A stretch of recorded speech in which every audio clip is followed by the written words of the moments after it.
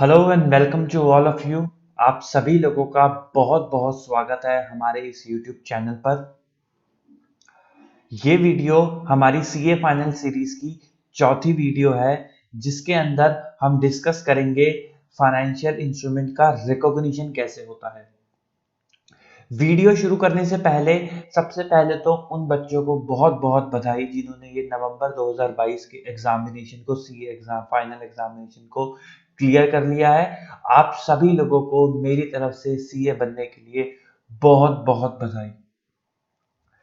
जो बच्चे किसी वजह से इस बार अटेम्प्ट को क्लियर नहीं कर पाए हैं, उन सभी दोस्तों के लिए मैं अपनी लाइफ का एक एक्सपीरियंस शेयर करना चाहता हूँ आप लोगों के साथ, जो मैंने अब तक अपने यूट्यूब जर्नी और पोस्ट क्वालिफिकेशन की जो मेरा एक्सपीरियंस रहा है उसमें जो मैंने एक्सपीरियंस किया है, जो लर्न किया है।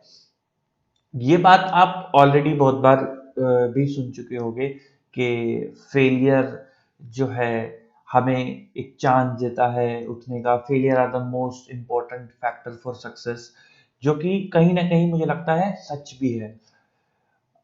देखो दोस्त, जो मैंने देखा सीखा क्या होता है कि जो जो डेस्टिनेशन होती है ना, जो हमारा गोल होता है, जहाँ तक हमें जाना होता है, इसके लिए हम अपने ड्रीम देख रहे होते हैं, जो हमारा अल्टीमेट गोल होता है, वो उसकी रेलेवेंस उस गोल को पाने का जो रास्ता है, जो वे जो रास्ता हमें तय करना है उस गोल को पाने का, जो चैलेंजेस हमें फेस करने हैं, उनकी रेलेवेंस उस गोल की रेलेवेंस से हमेशा ज्यादा होती है। कहने का मतलब मेरा यह है कि जब कोई गोल अचीव हो जाता है, जैसे जब मैं सीए बना, तो उस दिन तक, उसके अगले दिन तक, 3 दिन तक हाँ लगा कि हाँ हमने सीए क्वालिफाई कर लिया है, सीए पास हो गए।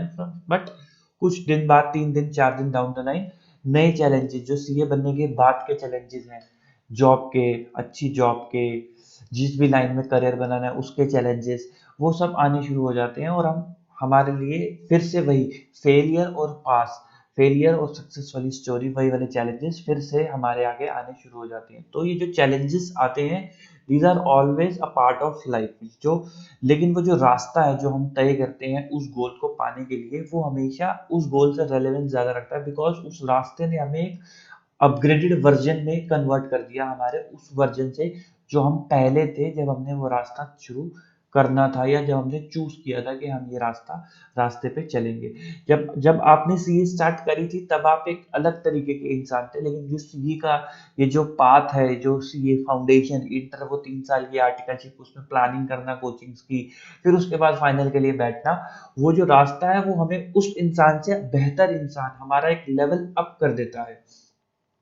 इस रास्ते में हम ये चैलेंजेस, ये जो दो दो फेज हैं फेलियर और सक्सेस के, ये हमेशा आते ही रहेंगे, हर चीज में आते रहेंगे, चाहे किसी भी तरीके का चैलेंज क्यों ना हो, ये चीज हमें हमेशा ही फेस करनी पड़ेगी। बट जब एक फेलियर हमारे पास आता है, तो वो हमें एक मौका देता है अपने आप को अपग्रेड करने का, अपनी कुछ कमियों को आइडेंटिफाई करने का, कि हाँ कुछ कमी रह गई होगी, उसे ठीक करते हैं, उसे ठीक करने का, और एक बेटर सेल्फ में कन्वर्ट करने का। और जब हम वो बेटर सेल्फ में कन्वर्ट हो जाते हैं, तो ऑटोमेटिकली हमें सक्सेस जो है वो मिल जाती है। जैसे जब मैं क्वालिफाई हुआ था, तो मैं ओल्ड कोर्स से क्वालिफाई हुआ था, तो जब मैं इंटरव्यूज वगैरह देने जाता था, तो हमने हमारे पास हमारे इंडिया के जो कार्व आउट्स हमने सिर्फ पढ़े हुए थे, लेकिन हमारे कोर कंटेंट जो हमारा सिलेबस था वो अकाउंटिंग स्टैंडर्ड बेस्ड था। लेकिन जब हम इंटरव्यू देने गए, तो हम पूछते थे कि इंडेस के बारे में, लेकिन हमें मुझे पता ही नहीं होता था कि इंडेस क्या है। टेक्निकल नॉलेज इंडेस की बहुत ज़्यादा वीक थी। तो वो एक फेलियर मुझे हमेशा इंटरव्यूज के टाइम पे फेस करना पड़ता था। तो मैंने क्या करा, मैंने हर एक इंटरव्यू के बाद जो उनके क्वेश्चंस थे उनको जोट डाउन करना स्टार्ट करा, कि उन्होंने मुझसे क्या पूछा, टेक्निकल हो, नॉन टेक्निकल हो, साइकोलॉजिकल हो, और उसका बेस्ट पॉसिबल आंसर्स क्या है। मैं अपने दोस्तों की हेल्प लेता था, मैं नेट पे सर्च करता था टेक्निकल क्वेश्चंस, जिन्होंने इंडेक्स वगैरह पढ़ रखे होते थे उनसे हेल्प लेता था, और उस क्वेश्चंस के आंसर को लिख लेता था। उससे क्या हुआ, ग्रेजुअली एक इंटरव्यू, 2 इंटरव्यू, 4 इंटरव्यू के बाद मेरे टेक्निकल स्किल्स भी डेवलप होना शुरू हो गए धीरे धीरे। जो मैं पहले था सीए क्वालिफाई होने के बाद, जिसको इन डेज का टेक्निकल इतना नहीं पता था, लेकिन उस रास्ते ने जो मैंने तय करा, इंटरव्यूज के क्वेश्चंस को लिखना, उसके आंसर ढूंढना, उसने मुझे एक अपग्रेडेड वर्जन में कन्वर्ट कर दिया। फिर उसके बाद मेरे सारे इंटरव्यूज निकलना शुरू हो गए और मैं अच्छी जगह पे जाना शुरू हो गया। मैं जो भी जॉब चाहता था वो मुझे मिल जाती थी, चाहे वो इंडस्ट्री हो चाहे वो कंसल्टेंसी हो। तो इसी तरीके से ये जो आज का टाइम, ये जो पॉइंट ऑफ टाइम आया है आपकी लाइफ में, ये निराश होकर बैठने का नहीं है, ये फेलियर को पकड़ के लेके बैठने का नहीं है। ये वो टाइम है जिसमें आप ये रियलाइज कर सकते हो कि हाँ चलो, शायद कुछ कमी रह गई होगी, कुछ कॉन्सेप्ट वीक रह गए होंगे, कुछ चैप्टर समझ नहीं आए होंगे, लेकिन इस बार हम वो सारे कॉन्सेप्ट जो हमारे वीक रह गए थे उन्हें अच्छे से तैयार करेंगे, उन्हें बढ़िया से प्रिपेयर करेंगे। जितनी बार रिवीजन करनी होगी उतनी बार रिवीजन करेंगे, और इस अटेम्प्ट में, इस May 23 अटेम्प्ट में हम अपनी सीए फाइनल की एग्जाम को क्लियर करके दिखाएंगे। इस पॉइंट नजरिए से अपने फेलियर को देखोगे तो जो वो फेलियर है वो फेलियर नजर नहीं आएगा, वो एक अपॉर्चुनिटी की तरह नजर आएगा, अपने आप को अपग्रेड करने के लिए, अपने आप को एक लेवल अप करने के लिए। तो मैं आप लोगों को बस यही कहना चाहूंगा कि उस अपॉर्चुनिटी को हाथ से मत जाने देना, किसी निराशा या फिर एक नेगेटिव फीलिंग की वजह से उस अपॉर्चुनिटी को इस्तेमाल करना और अपने आप को एक बेटर अपग्रेडेड सेल्फ में कन्वर्ट करना, और इस बार के एग्जामिनेशन में अच्छे से प्रिपेयर करके अच्छे से एग्जाम देके सीए बनना। थैंक यू आप सभी लोगों के लिए।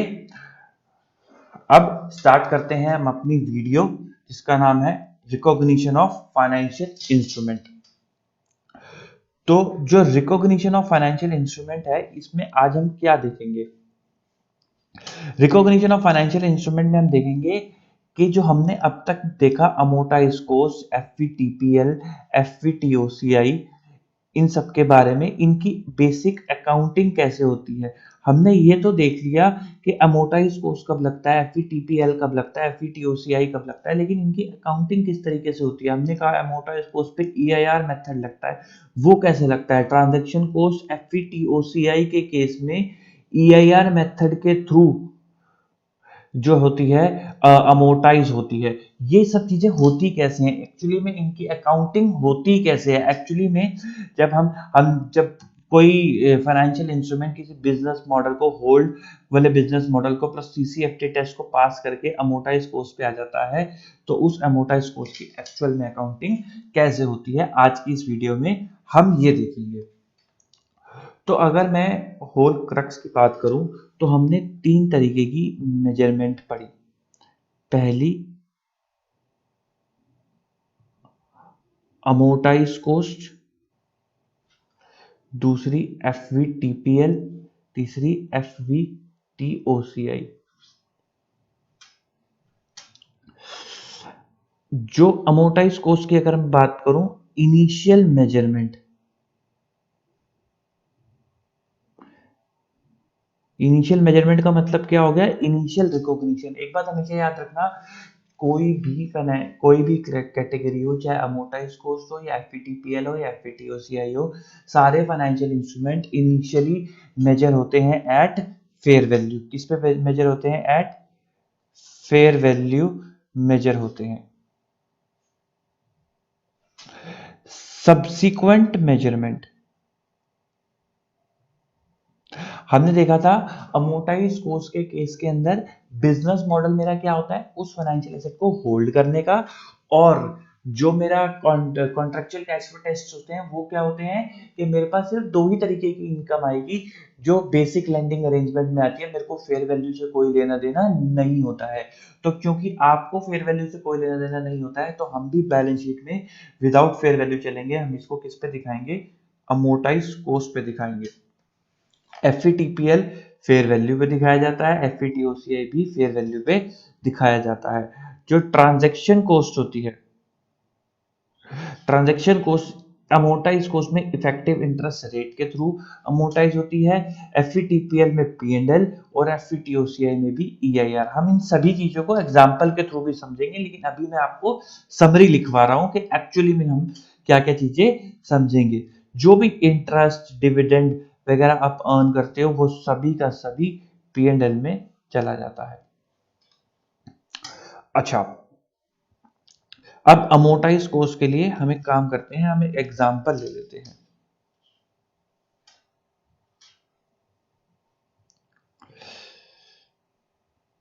एग्जांपल, मान लो ए लिमिटेड इन्वेस्ट करता है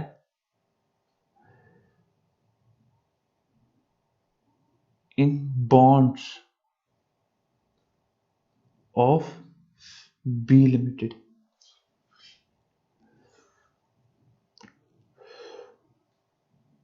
बॉन्ड वैल्यू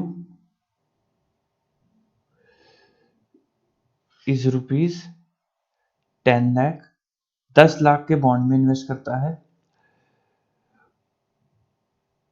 प्रोसेसिंग फीस कितनी है?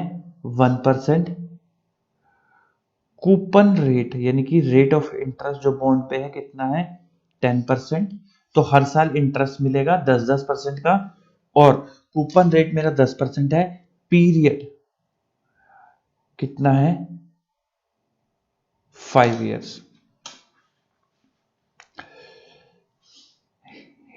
ए लिमिटेड मेजर करता है इसको अमोर्टाइज कॉस्ट पे, हमें अकाउंटिंग करके दिखानी है। तो अब एक बात सोचो कि जो ये 10 लाख रुपए का बॉन्ड है, इस पे 10% का, सॉरी, इस पे 10% का कूपन रेट है, यानी कि 1 लाख रुपए की हर बार की इनकम है 10 लाख रुपए पे, तो होती है वो 10%।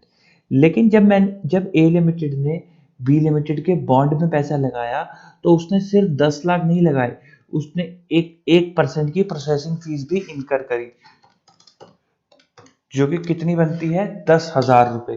कितनी प्रोसेसिंग फीस बनती है? 10,000 रुपए।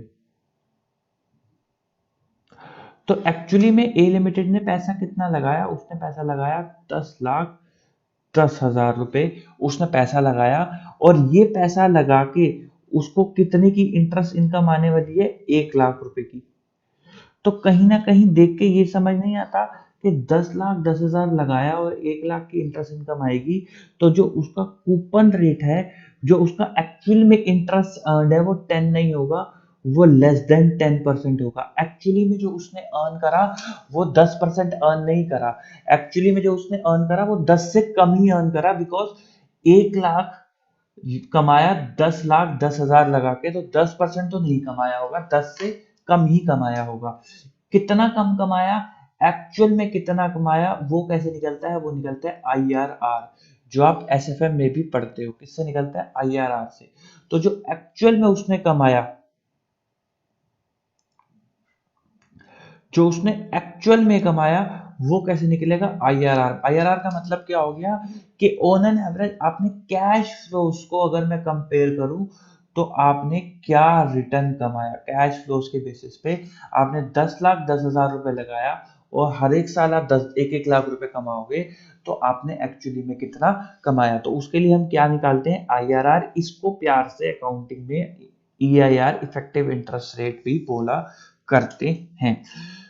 तो IRR निकालने के लिए हम क्या करेंगे?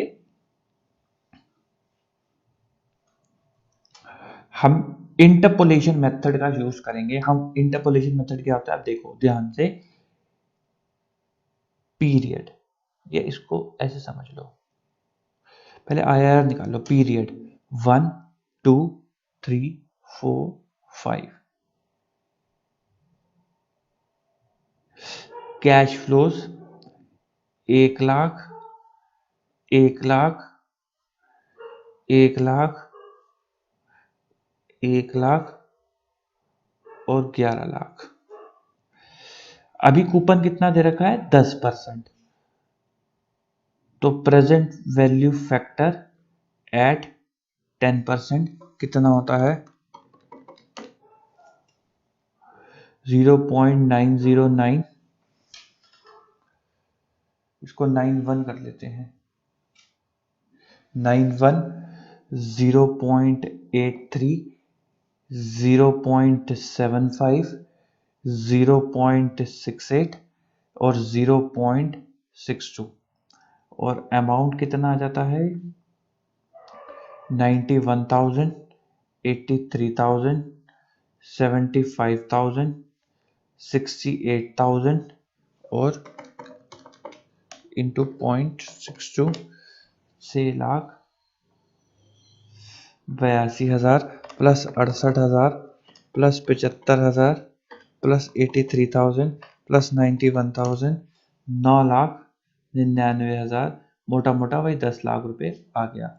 अगर मैं प्रेजेंट वैल्यू फैक्टर करूं 9% का, मैं 9% क्यों ले रहा हूं? क्योंकि मेरे को पता है कि यार ए लिमिटेड ने इन्वेस्ट करा है 10 लाख रुपया और साथ, लेकिन एक्चुअल में उसने 10,10,000 ही इन्वेस्ट करा है, तो ऑब्वियसली उसका 10% से तो कम ही आएगा।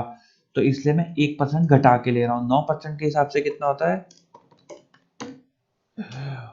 तो 0.92, 0.84, 0.77 और 0.71 और 0.65 और अमाउंट यानी कि प्रेजेंट वैल्यू कितनी आ गई? प्रेजेंट वैल्यू आ गई 1,00,000 into 0.92 92,000 84,000 77,000 71,000 11,00,000 into 0.65 7,15,000 plus 71,000 plus 77,000 plus 84,000 plus 92,000 10,39,000। तो अगर आप देखो बेसिकली आईआरआर निकालने का पर्पस क्या होता है कि जो मेरे कैश फ्लोज है ना 1 2 3 4 और 5 कितने 1,00,000 1,00,000 1,00,000 1,00,000 और 11,00,000 और मेरा ये सब मेरे क्या है कैश इनफ्लोज हैं। ये सब मेरे क्या है कैश इनफ्लोज हैं। मेरा कैश आउटफ्लो कितना है 10,10,000। इसकी प्रेजेंट वैल्यू आज के पीरियड में कितनी है? वो तो सेम रहेगी 10,10,000 ही रहेगी 10,10,000 ही रहेगी। ये सब मेरे हैं कैश इनफ्लोज। इनकी प्रेजेंट वैल्यू और इसकी प्रेजेंट वैल्यू जो कि सेम है वो बराबर होनी चाहिए। जोन सा भी रेट इसको बराबर कर देगा उस रेट को क्या बोला जाएगा? आईआरआर। उसी रेट को आईआरआर बोला जाएगा। तो यानी कि इनकी प्रेजेंट वैल्यू बराबर हो जाएगी जब इसके जिस भी रेट पे, तो उसको क्या बोलते हैं? आईआरआर। तो हमने देखा कि 10% पे आ रहा है 10 लाख और 9% पे आ रहा है 10,39,000। यानी कि जब मैं कहता हूं 10% तो आया वो कितना 9,99,000 और जब मैंने करा 9% पे तो वो आया 10,39,000। लेकिन मुझे क्या चाहिए? मुझे चाहिए 10,10,000। तो यानी कि रेट कहीं ना कहीं इनके बीच में होगा। तो 1% पे कितने का फर्क आया? 40,000 रुपए का। 1% पे फर्क आया 40,000 रुपए का। तो 1 रुपए पे कितने का फर्क है? इतने रुपए का फर्क है। और हमें क्या चाहिए? हमें चाहिए, अगर मैं यहां से शुरू करूंगा तो अगर मैं इस नंबर को बेस मान के कैलकुलेट करता हूं तो 9,99,000 माइनस 10,10,000 नेगेटिव 11,000 माइनस 11,000 तो कितना आएगा? Divided by 40,000 negative 0.275। मैंने किस नंबर को बेस माना था? मैंने 9,99,000 रुपए को बेस माना था जिसका रेट क्या है 10%। तो 10 माइनस 0.275 इज इक्वल टू, तो इसको कैसे करेंगे? 10 माइनस 0.275 इज इक्वल टू 9.725। अगर मैं इस नंबर को बेस मानता हूं तो भी मेरा आंसर सेम आएगा। कैसे सेम आएगा? 1 divided by 40,000 minus multiply by 10,39,000 minus 10,10,000 29,000 positive divided by 40,000 is equal to 0.725। मैंने इस नंबर को बेस माना था यानी कि 9%, तो 9 प्लस 0.725 इज इक्वल टू 9.725। तो 9.725 ऐसा परसेंटेज है जो इन सभी नंबर्स को, अगर मैं 9.725 से प्रेजेंट वैल्यू करूं तो वो कितना आ जाएगा, 10,10,000। कितना नंबर आ जाएगा, वो 10,10,000 का नंबर आ जाएगा। अब हम क्या बनाएंगे, अब हम बनाएंगे अमोर्टाइजेशन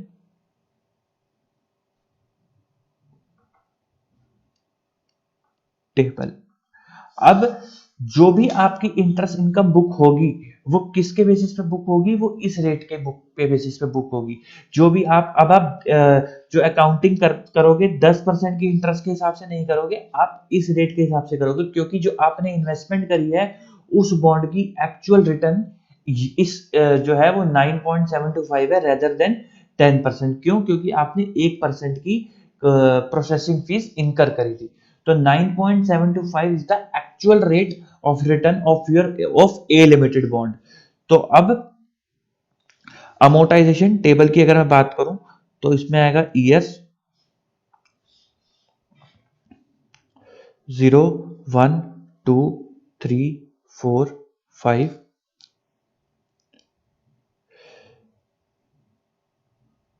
इंटरेस्ट पहले साल कुछ नहीं, कैश फ्लोज पहले साल कुछ नहीं, और आउटस्टैंडिंग कितना आएगा, 10,10,000। तो पहली साल 10,10,000 पे इंटरेस्ट कितने पे लगेगा, 9.725%। 10,10,000 पे 9.725% is equal to 98,222। Cash flows कितने आएंगे, 1,00,000 रुपए के बॉन्ड से हर साल 1-1 लाख रुपए के कैश फ्लो आएंगे। और फिफ्थ ईयर में 11,00,000 रुपए के कैश फ्लो आएंगे। तो बॉन्ड का आउटस्टैंडिंग कितना निकल गया, plus 98,222 minus 1,00,000 is equal to 10,08,222 रुपए। इस पे 9.725% 98,050 plus 1,00,08,222 minus 1,00,000 is equal to 1,00,6271। इस पे 9.725% is equal to 97,859 plus 1,00,6271 minus 1,00,000 1,00,4131। इस पे 9.725% is equal to 97,652 plus 1,00,4131 minus 1,00,000 is equal to 1,00,1783। इस पे 9.75% is equal to 97,423 plus 1,00,1783 minus 11,00,000। तो 793 रुपए का फर्क आ रहा है बस। तो ये मोटा मोटा राउंडिंग ऑफ की वजह से फर्क आया, ये बराबर हो गया। तो इसका मतलब अब एज पर इंड एस वो कहते हैं कि आप हर साल इतनी इतनी इंटरेस्ट इनकम बुक करके चलते रहोगे और आपके बॉन्ड में इतने इतने की कैश फ्लोज रहेंगे और आपकी ये हर साल की अमोर्टाइज कॉस्ट के हिसाब से क्लोजिंग वैल्यू रहेगी। तो हर पहली साल का आपका इंटरेस्ट कितना हुआ, 98,000, दूसरे साल का 9850, 97,859 एंड सो ऑन। तो अगर मैं टाइमलाइन साइकिल बनाऊं तो मैं कहूंगा कि पहले साल, दूसरा साल, तीसरा साल, चौथा साल और पांचवा साल इंटरेस्ट इनकम कितनी बुक करेंगे। पहले साल करेंगे 98,222, दूसरे साल करेंगे 9850, तीसरे साल करेंगे 97,859, फिर उसके बाद 97,652, फिर 97,423। ऐसे करके हम अपनी इंटरेस्ट इनकम को बुक करेंगे। अच्छा, इसकी अकाउंटिंग एक बार देख लेते हैं। जर्नल, सबसे पहले आप एंट्री डालोगे investment in B limited bond debit 10,10,000 रुपए से टू बैंक 10,10,000 रुपए से। दूसरी एंट्री इंटरेस्ट की डालोगे, उसमें आप क्या डालोगे, आप डालोगे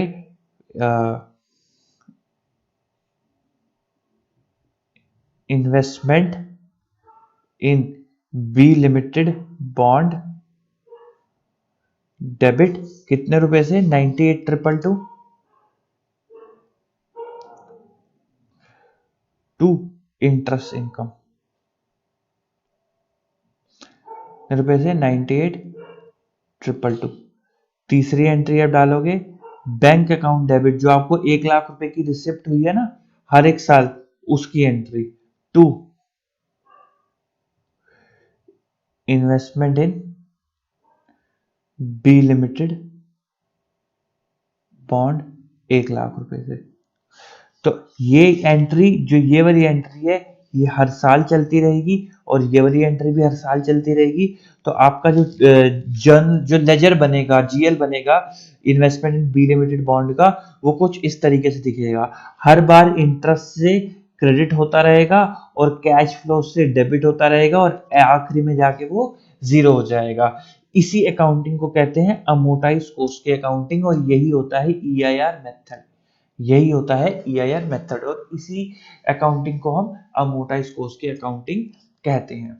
अब मैं आपसे एक चीज पूछना चाहता हूं कि अगर अगर अगर दोस्तों ये बॉन्ड जो है मेरा आई गैप में, अगर मैं इसकी अकाउंटिंग करता तो मैं क्या करता। मैं कुछ भी ना करता कि 10,00,000 रुपए का तो इन्वेस्टमेंट डेबिट करके तो बैंक कर देता, यानी कि यहाँ पे कितना रुपए लिख देता, 10,00,000 रुपए की अकाउंटिंग करता। यहाँ पे इंटरेस्ट इनकम मेरी हमेशा कितने की आती, 1,00,000 रुपए की आती। और जो 10,000 रुपए की मैंने प्रोसेसिंग फीस पे करी है, उसको मैं P&L में डाल देता।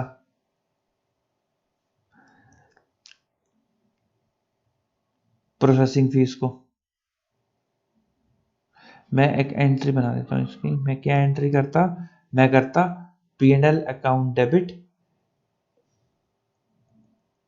यहाँ पे P&L अकाउंट डेबिट कर देता 10,000 रुपए से, और ये 10,00,000 कर देता, और ये 10,00,000 10,000 कर देता, और ये मेरा प्रॉफिट एंड लॉस अकाउंट में चला जाता।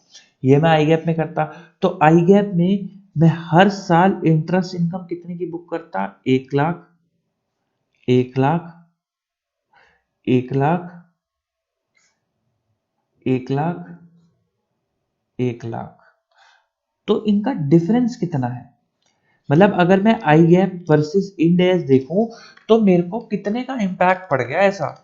1,00,000 माइनस 98,222 1778, 1,00,000 माइनस 98,050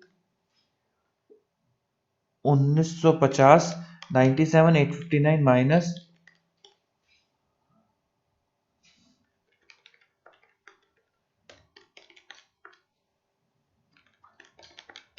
97,859, 2141 97,652 माइनस 1,00,000 2348 माइनस 97,423 2577। तो हर साल मेरे को इतने रुपए की इंटरेस्ट की इनकम कम आ रही है आई गैप से। तो टोटल कितने की फर्क पड़ा, 1950 प्लस 2141 प्लस 2348 प्लस 2577, 10,794 का। ये तो मेरी प्रोसेसिंग फीस के बराबर है। ये 794 रुपए भी क्यों आए, क्योंकि हमारा अप्रोक्सीमेशन का फर्क आया था। अगर अदरवाइज एग्जैक्ट 10,000 रुपए होता, अगर हम यहाँ पे अप्रोक्सीमेशन ना लेते, इसमें अप्रोक्सीमेशन ना लेते, तो ये एग्जैक्ट 10,000 आता। इसका मतलब इंड एएस ने क्या करा, जो आप आई गैप में ये प्रोसेसिंग फीस को सीधा P&L में डेबिट कर देते थे, इंड एएस ने उसको धीरे धीरे इंटरेस्ट के थ्रू डेबिट करना शुरू करा। उसने आपकी इंटरेस्ट इनकम से इसको सेट ऑफ करके इंटरेस्ट इनकम को कम कर दिया। उसने कुछ भी नहीं करा, ये जो आईआरआर का ढगोसला आपको पेल दिया, उसने उसने क्या करा कि सिर्फ आपकी 1 लाख की इंटरेस्ट इनकम ना करके 98,000 कर दी। जो आपने 10,000 रुपए की प्रोसेसिंग फीस इनकर करी, उसको उसने इस पीरियड में डिवाइड कर दिया, आपके लोन के पीरियड में डिवाइड करके इंटरेस्ट इनकम से कम कर दिया। यानी कि उसने इस 10,000 रुपए को अपोर्शनड कर दिया आपके लोन के पीरियड के अंदर। यही चीज आईआरआर करता है टेक्निकली। जब आप आईआरआर निकालते हो ना, मैथमेटिकली जब आप आईआरआर निकालते हो, जब आप उसके आगे ये 10,10,000 रखते हो, तो वो ये वाला रेट जो निकल कर आता है वो इस 10,000 को अपोर्शन कर देता है, जैसे कि यहाँ पे किया गया है। अरे बाप रे! तो इसका मतलब आई गैप वर्सेस इंड एएस में जो अमोर्टाइज कॉस्ट की अकाउंटिंग का फर्क आया, वो बस इतना सा आया कि उसने प्रोसेसिंग फीस को, जो पहले पी&एल में चली जाती थी, अब वो पी&एल में वन शॉट में ना जाके वो कहा कैसे जा रही है, इंटरेस्ट इनकम के थ्रू जा रही है। एक रेट निकाल के इंटरेस्ट इनकम के थ्रू जा रही है। तो आईआरआर का सिर्फ इतना सा ही तो इम्पैक्ट है कि यार वो क्या कर रहा है, वो आपकी प्रोसेसिंग फीस को धीरे धीरे धीरे धीरे धीरे धीरे प्रॉफिट एंड लॉस अकाउंट में लेके जा रहा है। यही बात आपके स्टैंडर्ड सेटर ने भी पकड़ ली। यार आईआरआर तो सिर्फ इतना सा ही इम्पैक्ट देके जा रहा है। तो उसने कहा कि यार अगर आप फंस जाते हो, आप ये नहीं निकाल पाते कि हर साल इंटरेस्ट यानी कि कैश फ्लो कितना होगा, अगर किसी को ये नहीं पता तो वो कभी भी आईआरआर नहीं निकाल सकता। सोचो अगर उसे यही नहीं पता तो वो इसको किससे मल्टीप्लाई करे, वो मल्टीप्लाई नहीं करेगा तो वो यहाँ तक नहीं पहुंचेगा। वो अगर यहाँ तक नहीं पहुंचेगा तो वो कभी भी यहाँ तक नहीं पहुंचेगा, और वो कभी भी यहाँ तक नहीं पहुंचेगा तो यहाँ तक तो कभी भी पहुंच नहीं पाएगा। तो उन्होंने कहा कि यार अगर फ्लोटिंग रेट बॉन्ड होगा तब तो बंदे को ये पता ही नहीं होगा, तो वो बेचारा कैलकुलेशन कैसे करेगा। तो उन्होंने कहा कि क्या होता है कैलकुलेशन से, कैलकुलेशन से जो इंटरेस्ट जो प्रोसेसिंग फीस है वो अपोर्शनमेंट ही तो होता है उसका। तो उन्होंने कहा फ्लोटिंग रेट बॉन्ड के लिए आप एक काम करना, आप अपनी प्रोसेसिंग फीस को अपोर्शन कर देना इसके अंदर पीरियड के अंदर अपोर्शन कर देना। उन्होंने डिफाइन नहीं करा कहीं पे भी स्टैंडर्ड में कि आपको किस बेसिस पे अपोर्शन करना है। जनरली इंडस्ट्री पीरियड के बेसिस पे ही अपोर्शन करती है, और आपके सवालों में भी मुझे लगता है पीरियड के बेसिस में ही अपोर्शनमेंट होनी चाहिए करेक्टली। तो अब हमने दो चीजें सीख ली, अमोर्टाइज्ड कॉस्ट की अकाउंटिंग, और अगर फ्लोटिंग रेट बॉन्ड हो तो उसके अंदर आईआरआर की ट्रीटमेंट कैसे करी जाती है। कभी भी दोनों चीजों को रट्टा मत मारना कि अगर फ्लोटिंग रेट है तो अपोर्शनमेंट होगा और अगर फ्लोटिंग रेट नहीं है तो आईआरआर निकलेगा। दोनों ही केसेस में आईआरआर निकल रहा है, दोनों ही केसेस में कान वैसे ही पकड़ा जा रहा है, बस एक में सीधा पकड़ा जा रहा है और एक में थोड़ा सा घुमा के पकड़ा जा रहा है। इसमें सीधा पकड़ा जा रहा है, उसके अंदर क्या है कि आपने रेट निकाल लिया जिसको आप आईआरआर बोल रहे हो, और जिसके अंदर दूसरे तरीके से देसी जुगाड़ से पकड़ा जा रहा है उसमें आपने इसको अपोर्शन कर दिया। अब जब ये अपोर्शन होता है तो अकाउंटिंग कैसे होती है। देखो आपकी बुक में कोई क्वेश्चन तो नहीं है, बट इंडस्ट्री कैसे अकाउंटिंग करती है मैं आपको वो बता देता हूँ, और यही अकाउंटिंग आपके सवालों में भी कंटिन्यू होगी। तो आप पहली एंट्री उस केस में करोगे,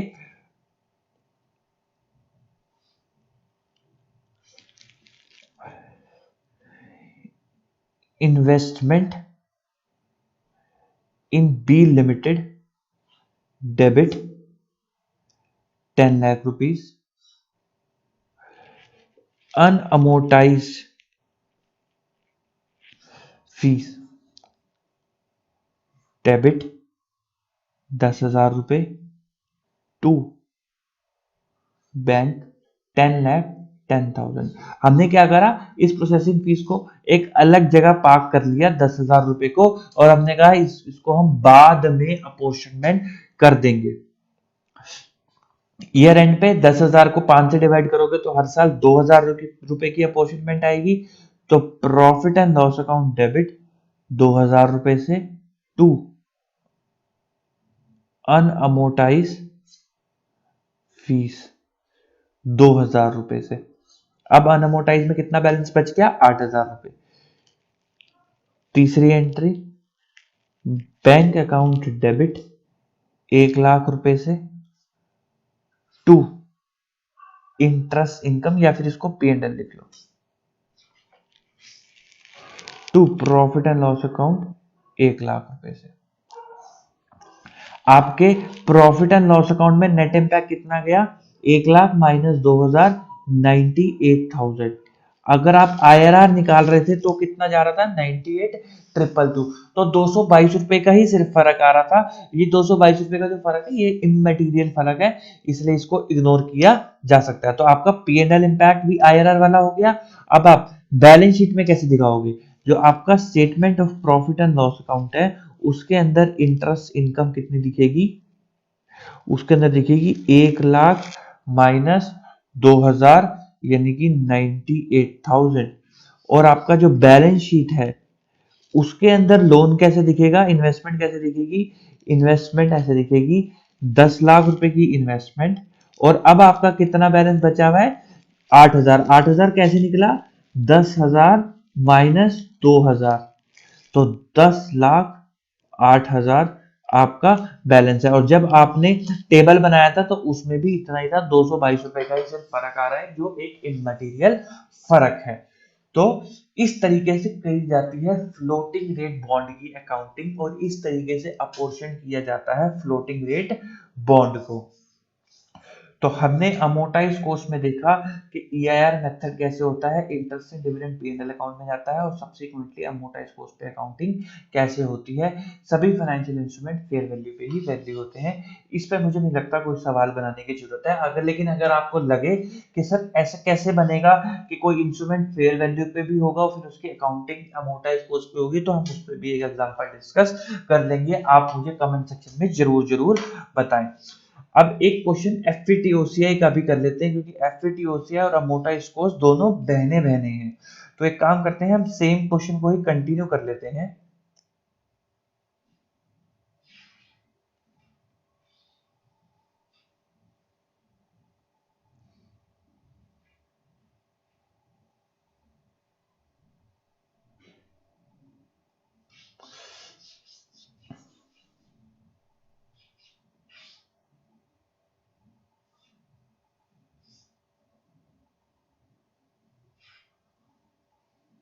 हम्म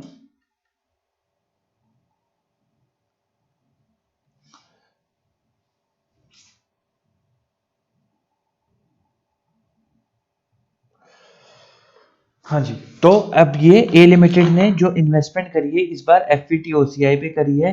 फेयर वैल्यू निकाल लेते हैं। फेयर वैल्यू जो गिवन है, फेयर वैल्यू बॉन्ड की कितनी गिवन है? 1 2 3 4 5। पहले साल एक काम करते हैं, 95%, 9.5 लाख रुपए। फिर इसका 95%, 9,02,500। फिर इसका 95%, 8,57,375। अब 15%, 9,85,981 प्लस 15%, तो 11,33,878 रुपए। तो ये फेयर वैल्यू हर बार की चली है, आपको अकाउंटिंग करके दिखानी है FVTOCI पे। और याद रखना 1% की प्रोसेसिंग फीस भी गिवन है क्वेश्चन के अंदर।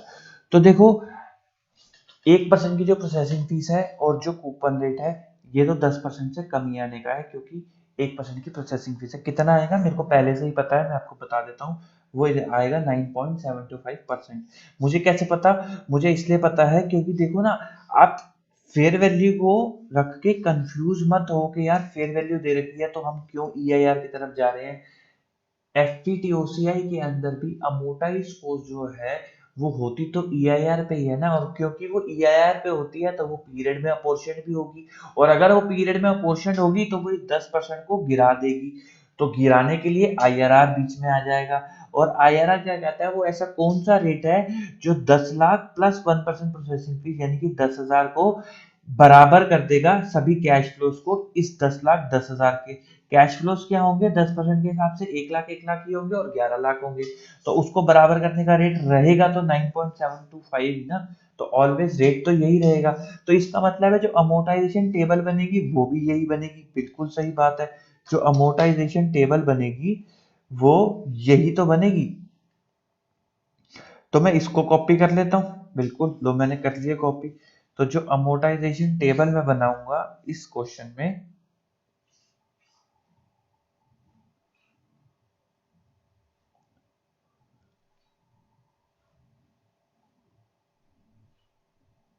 वो यही बनाऊंगा। लो बना दी मैंने अमोर्टाइजेशन टेबल, यानी कि हर साल कितना कितना इंटरेस्ट बुक होगा, 98,222 का, और कितने कितने कैश फ्लोज आएंगे, इस हिसाब से कैश फ्लोज आएंगे। लेकिन इसके अंदर एक कैच आ जाएगा, कौन सा कैच आ जाएगा, इसके अंदर कैच आ जाएगा फेयर वैल्यू का कैच। इसके अंदर कैच आ जाएगा फेयर वैल्यू का, यानी कि हर बार इस बॉन्ड की, हर साल में इस बॉन्ड की फेयर वैल्यू डिटरमाइंड होगी। फेयर वैल्यू क्या है, फेयर वैल्यू है ये,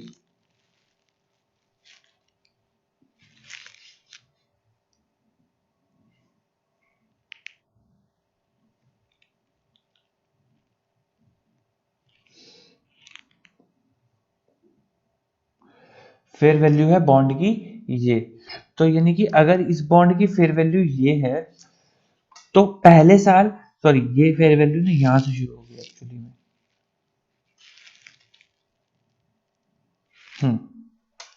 तो पहले साल कितनी फेयर वैल्यू है, 9.5 लाख रुपए, लेकिन हमारे बॉन्ड की कैरिंग वैल्यू कितनी आ रही है, 1,008,222 की, तो 9.5 लाख रुपए। तो हम गेन और लॉस,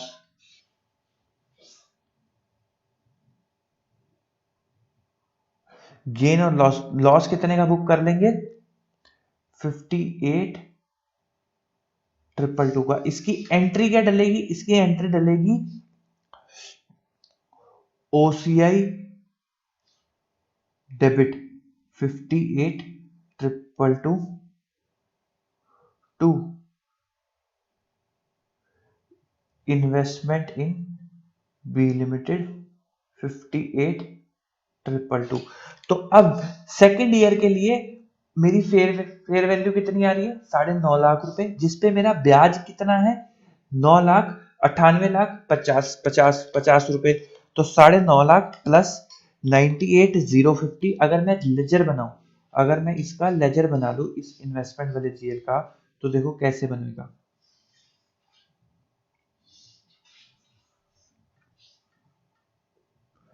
बाय, सॉरी,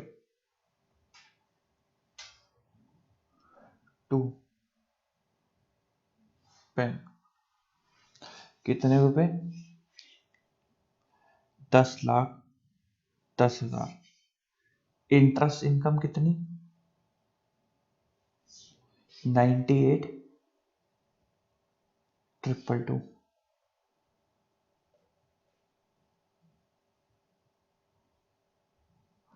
बैंक कितना, 1 लाख।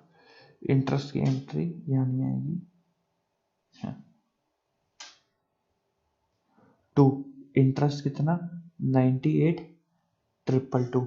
अब बाय OCI कितना, 58,222। तो आपका बैलेंस कितना बच गया बॉन्ड का, plus 98,222 minus 58,222 minus 1 lakh, balance कितना बच गया, 9.5 लाख रुपए, कितना, जो कि फेयर वैल्यू थी बॉन्ड की। अब इस 9.5 लाख रुपए पे फिर से इंटरेस्ट जुड़ेगा, ये 9.5 लाख रुपए यहां आ जाएगा टू बैलेंस BD, इसके अंदर फिर से इंटरेस्ट जुड़ेगा कितने का, 98,050 का, माइनस 1 लाख रुपए का कैश, 1 लाख रुपए का कैश फ्लो जो है। तो अब बॉन्ड की वैल्यू कितनी आ गई, बॉन्ड की वैल्यू आ गई,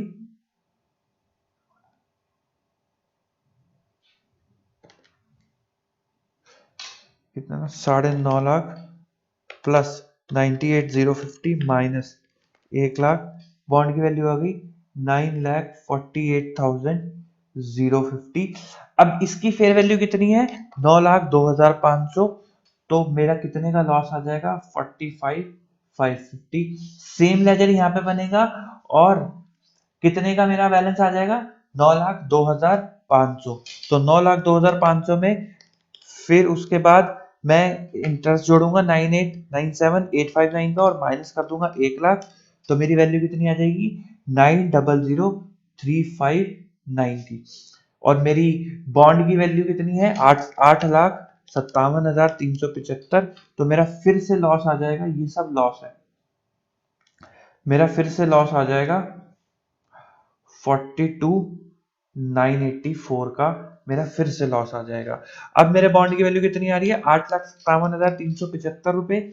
इसमें प्लस हो जाएंगे इंटरेस्ट 97,652 रुपए माइनस 1 लाख।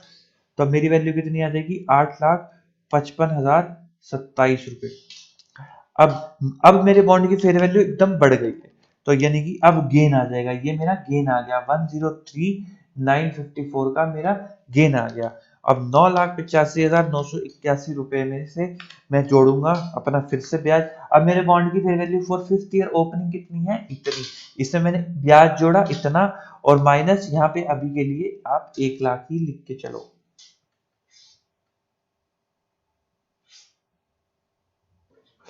आप 1 लाख ही लिख के चलो माइनस 1 लाख। मेरे बॉन्ड की वैल्यू कितनी आ रही है? 9,83,404। इसकी फेयर वैल्यू कितनी है? 11,33,878 रुपए। तो मेरे पे फिर से गेन आ गया 1,50,474 रुपए का। तो मेरा टोटल गेन कितने का आ गया? 150,474 plus 103,954 minus 42,984 minus 45,550 minus 58,222 is equal to 107,672 का मेरा टोटल गेन आ गया। अगर मैं देखूं मैंने 10 लाख रुपए लगाए थे माइनस 11,33,878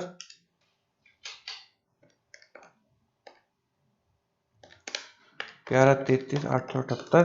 तो मैंने 1,33,878 रुपए का ओवरऑल गेन करना था, लेकिन मैंने करा कितना है? ये कुछ गड़बड़ हुई है इसका मतलब। हाँ जी, तो बेसिकली हम कह रहे थे कि हर बार ये क्लोजिंग में इतना इंटरेस्ट ऐड हो जाएगा और ये क्या कहते हैं 1 लाख रुपए जो कैश फ्लो माइनस होकर एक जो वैल्यू निकल कर आएगी उसको कंपेयर करेंगे फेयर वैल्यू से, जो भी डिफरेंस होगा वो ओसीआई में पास हो जाएगा। यहाँ पे ये नंबर गलत लिखा हुआ है, मैं इतनी देर से ढूंढ रहा था कि ये मैच क्यों नहीं हो रहा है लॉजिकली। ये 130,954 आएगा, 150,474 प्लस 130,954 माइनस 42,984 माइनस 45,550 माइनस 58,222। तो 134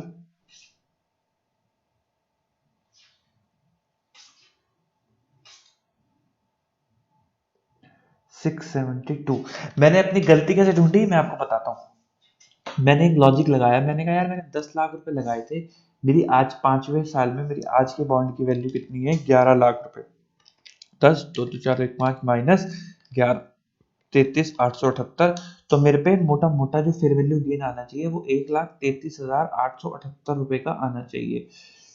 मेरा यहाँ पे ये मैच नहीं कर रहा था, अभी मेरा मोटा मोटा मैच कर रहा है। डिफरेंस आ रहा है भाई 794 रुपए का, जो हमारा अप्रोक्सीमेशन का डिफरेंस घूम रहा था, तो मेरा यहाँ पे मैच नहीं कर रहा था। तो मुझे तब समझ में आया कि कहीं ना कहीं ऊपर मैंने कोई मिस्टेक कर दिया। तो मुझे पता चला कि मैंने यहाँ पे 103 लिख दिया था 130 की जगह, तो इसलिए ये नंबर अलग गलत आ रहा था। तो ये फायदा होता है जब आप एक चीज को लॉजिकली समझते हो, तो आप उसको चेक कर पाते हो कि यार ये कहीं गलत तो नहीं हो रहा है। एनीवे, हम आगे बढ़ते हैं। तो दोस्त हमने देखा कि 948,50 9 लाख रुपीस ऐसे करके मेरी फेयर वैल्यू जो मेरा क्लोजिंग बैलेंस था अमोर्टाइज कॉस्ट वाले क्लोजिंग बैलेंस से बदलता चला गया। क्यों बदलता चला गया? क्योंकि मेरे एफवीटीओसीआई के अंदर फेयर वैल्यू आ रही थी। फिर हमेशा एफवीटीओसीआई के अंदर मैं फेयर वैल्यू का इम्पैक्ट ले रहा था और डिफरेंस को एक जगह पार्क कर रहा था। तो क्लोजिंग लेवल पे मेरी जितनी फेयर वैल्यू गेन लॉस है उतनी मेरी ओसीआई के अंदर पार्क पड़ी है। अब जब मैं इस डिबेंचर इस बॉन्ड को रिडीम कर दूंगा, जब मैं इस बॉन्ड को ना रिडीम कर दूंगा,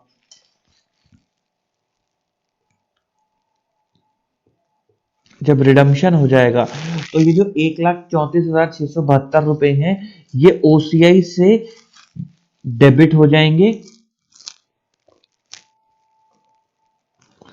to profit and loss account में चले जाएंगे। इसको बोलते हैं रिसाइकलिंग। इसको क्या बोलते हैं? रिसाइकलिंग।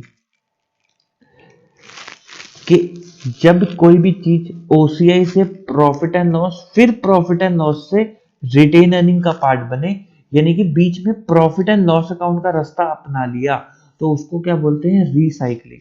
लेकिन इक्विटी, जब आप इक्विटी के लिए ओसीआई को चुनते हो तो ओसीआई सीधा का सीधा आरई के अंदर चला जाता है, उसके अंदर कोई भी प्रॉफिट एंड लॉस अकाउंट का रोल नहीं आता है। उसको बोलते हैं नॉन रिसाइकलिंग। क्या बोलते हैं? Non recycling.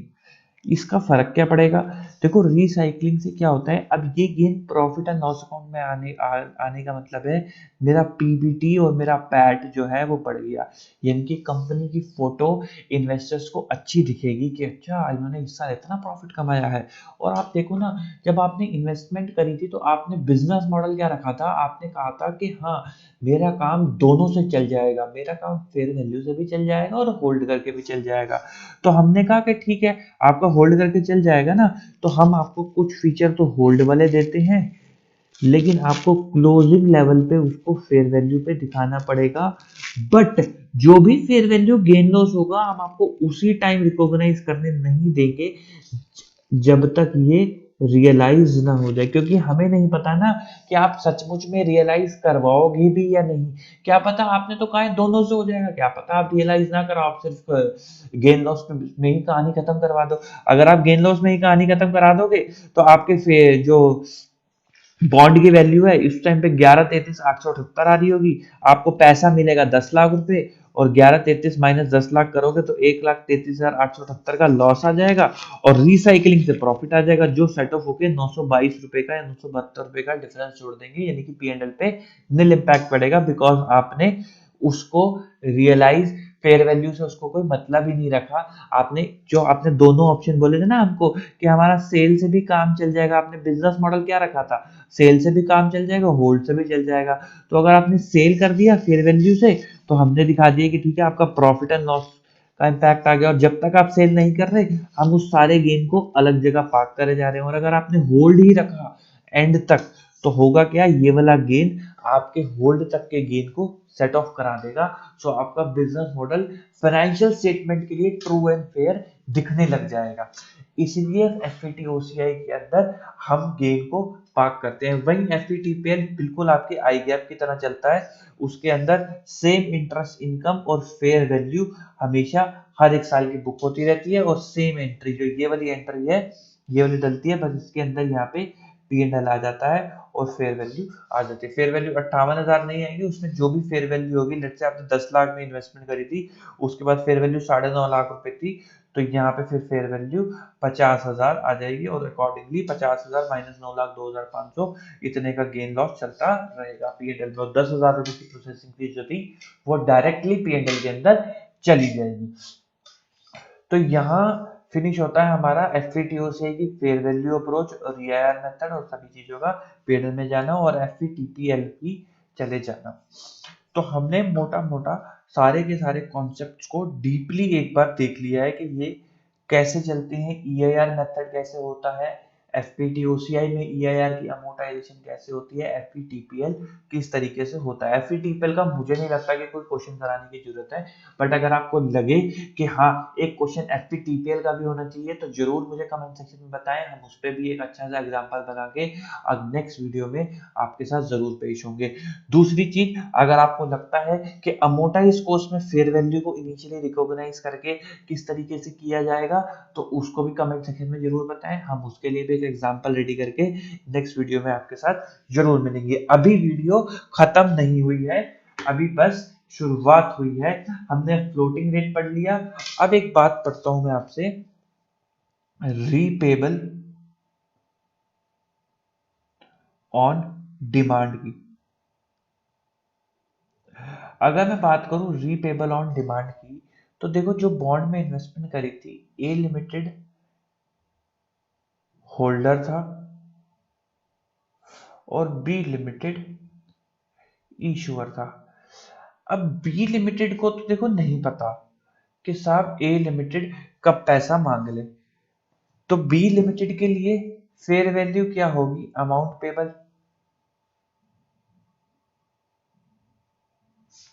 बी लिमिटेड के लिए क्या होगी, अमाउंट पेबल। तो जो भी अमाउंट पेबल होगा 10 लाख रुपए, वो हमेशा के लिए उसके लिए फेयर वैल्यू होगी और वो उसको एज अ फेयर वैल्यू अपने बॉन्ड को दिखा के चलेगा। यही बात इंड एस 113 ने भी बोली कि साहब इस केस में फेयर वैल्यू क्या होगी, अमाउंट पेबल, और आप 10 लाख रुपए दिखा करके चलोगे। लेकिन ए लिमिटेड को तो एक्सपेक्टेड ड्यूरेशन पता है ना, कि वो कब तक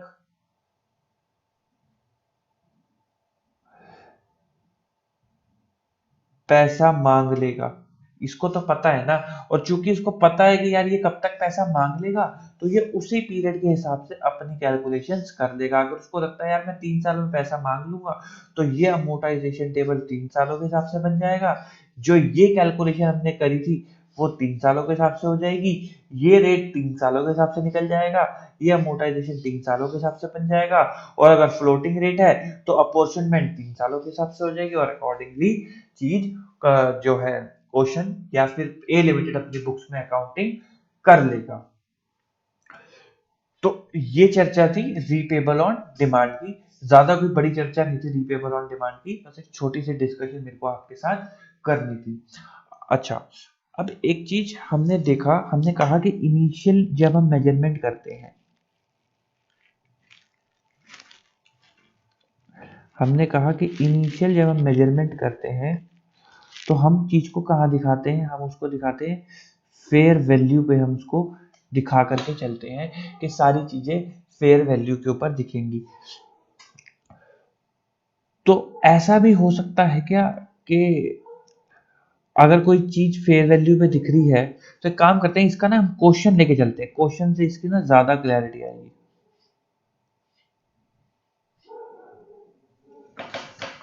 हाँ, तो अब चलते हैं सवालों के ऊपर। जी, ये आ गए आपके सवाल। Question number 1, ABC bank gave loan to a customer. ये इतना रेलेवेंट क्वेश्चन मेरे को नहीं लग रहा है।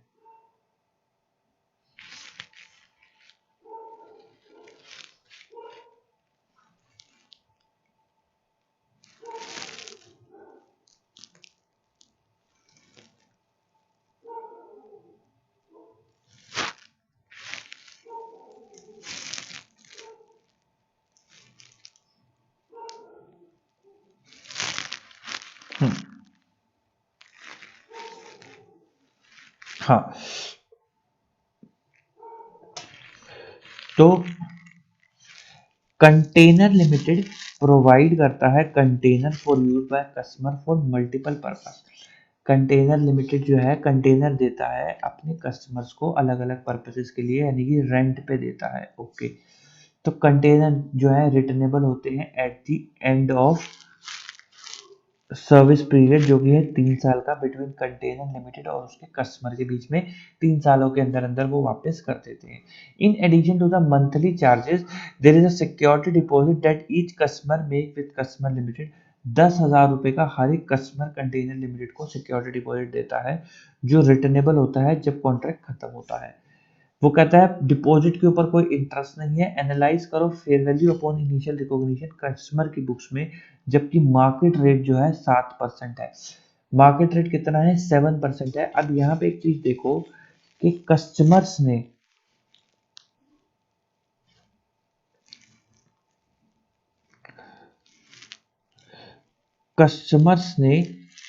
डिपॉजिट दिया कंटेनर लिमिटेड को, और कंटेनर लिमिटेड ने बदले में इनको लीज पे कंटेनर्स दिए। तो ये डिपॉजिट क्यों दिया गया, why deposit, because there is a lease, या मैं कहूं because customer want container